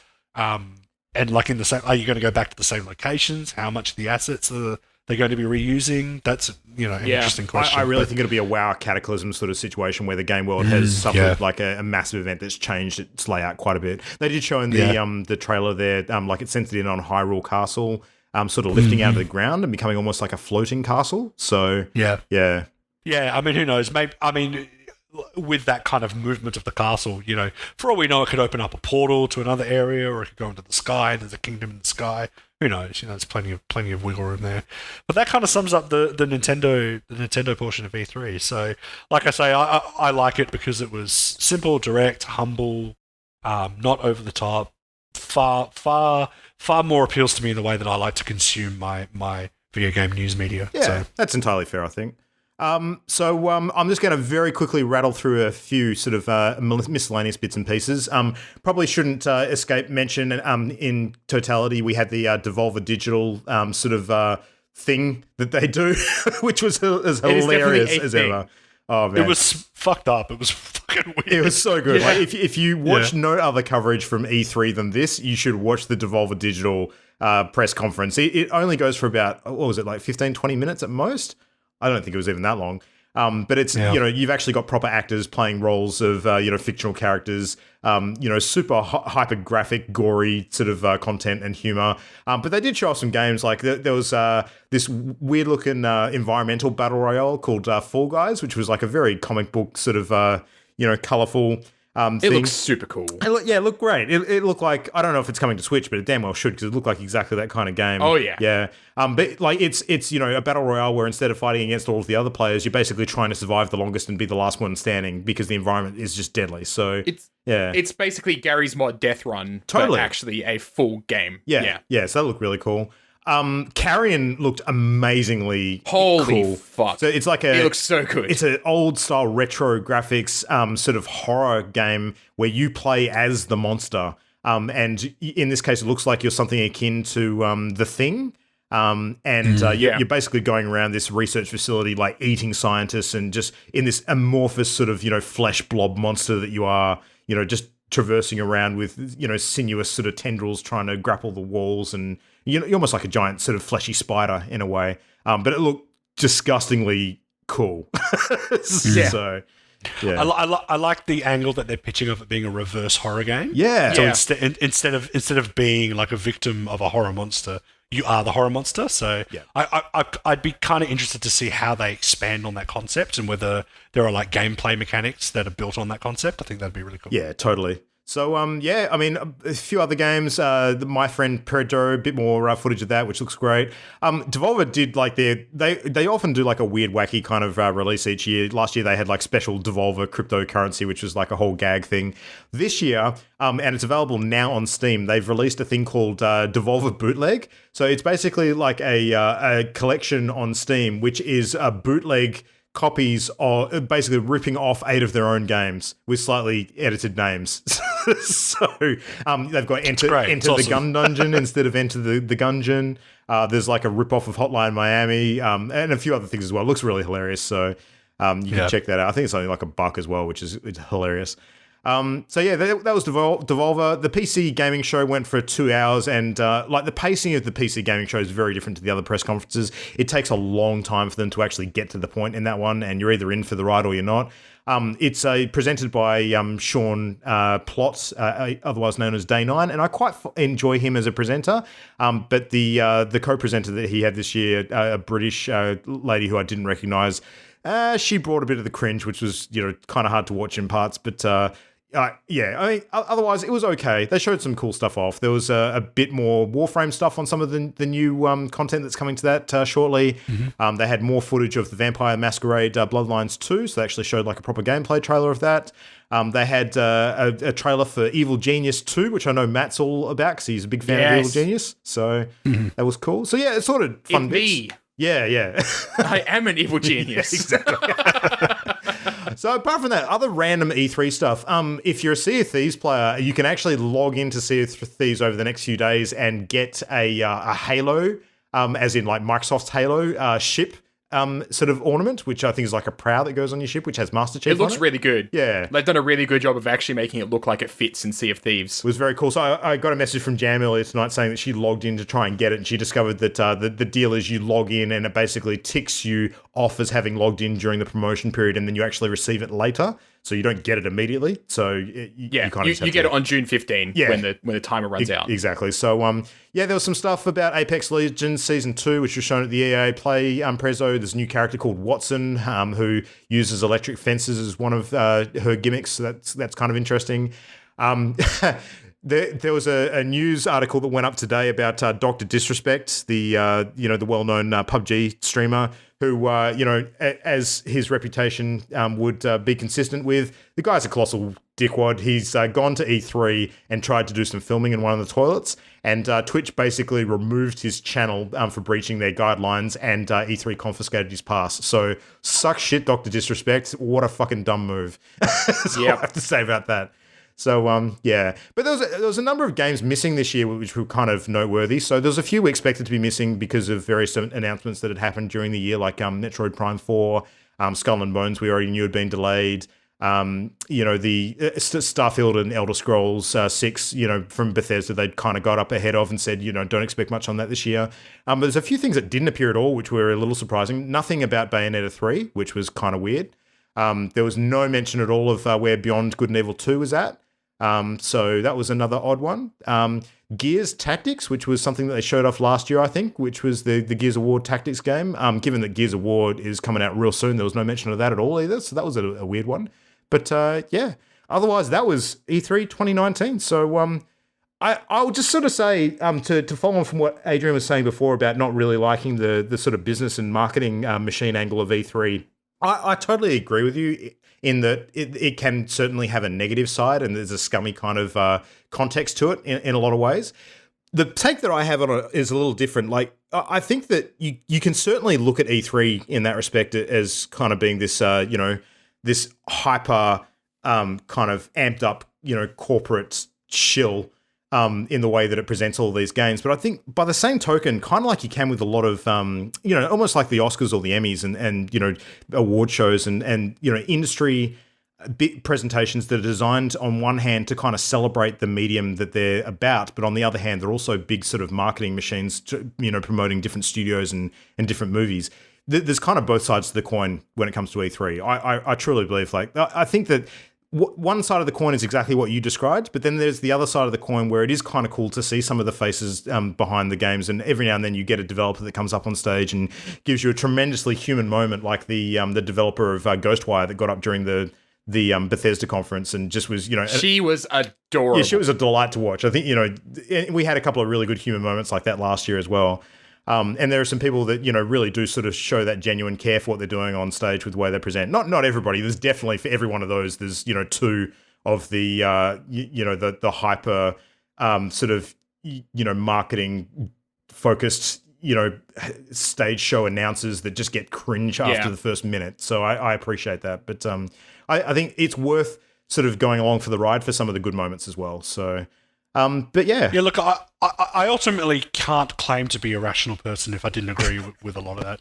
I mean, and I do claim to be cynical but rational. Like, I understand E3's place in like the pop culture and the video gaming sort of business meta. Like, it does. I understand probably like maybe need to exist, and I mean. To be honest, people wouldn't go if they didn't enjoy it. So who am I to say what people should and shouldn't enjoy? Yeah, so, totally. As long as people keep going to E3, then sure, have E3. It's described by many people as, video games Christmas, and I think it's actually a really apt analogy because just like Christmas has become these days, Christmas has this scummy sort of, commercial side of it as well, where it is absolutely pushed to the nth degree by businesses globally to, sell products and make money on things that people wouldn't otherwise need or want. Most holiday sort of occasions, Valentine's Day, Easter, they're all like that. But if you dig under that, there is a sort of core which you can get to if you look hard enough, where it's also about coming together and celebrating something that you love.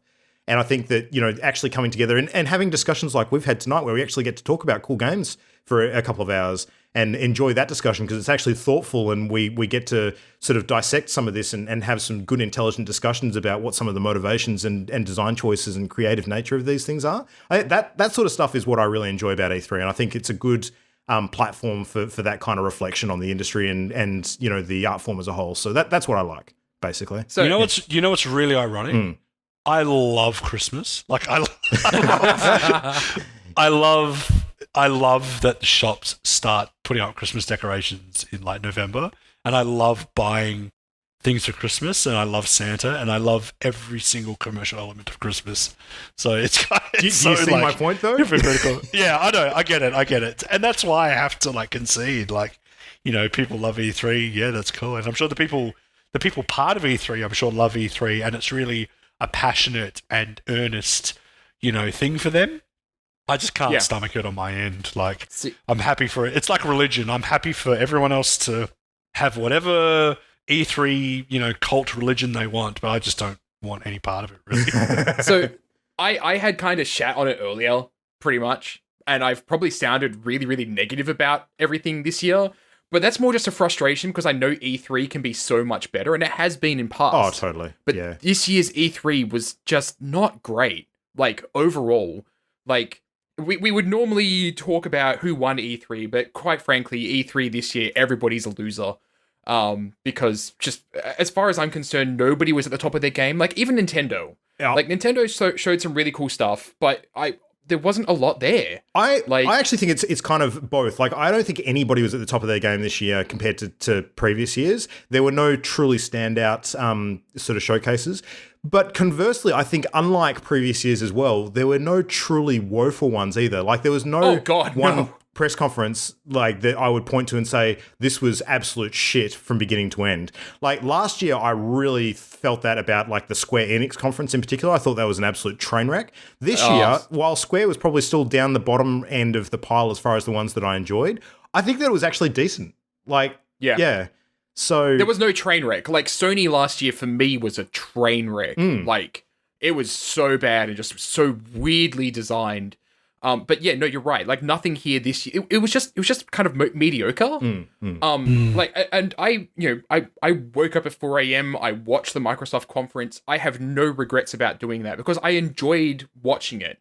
And like, I watch E3 to get excited about the games that are coming out and what I can kind of look forward to. And it's also like, as a game developer, it's a really interesting time of year to see what interesting new concepts that people have come up with. And I think that's why Watch Dogs Legion for me was a standout, because it's like, holy fuck, why haven't we done this, right? Like, that's such a cool idea.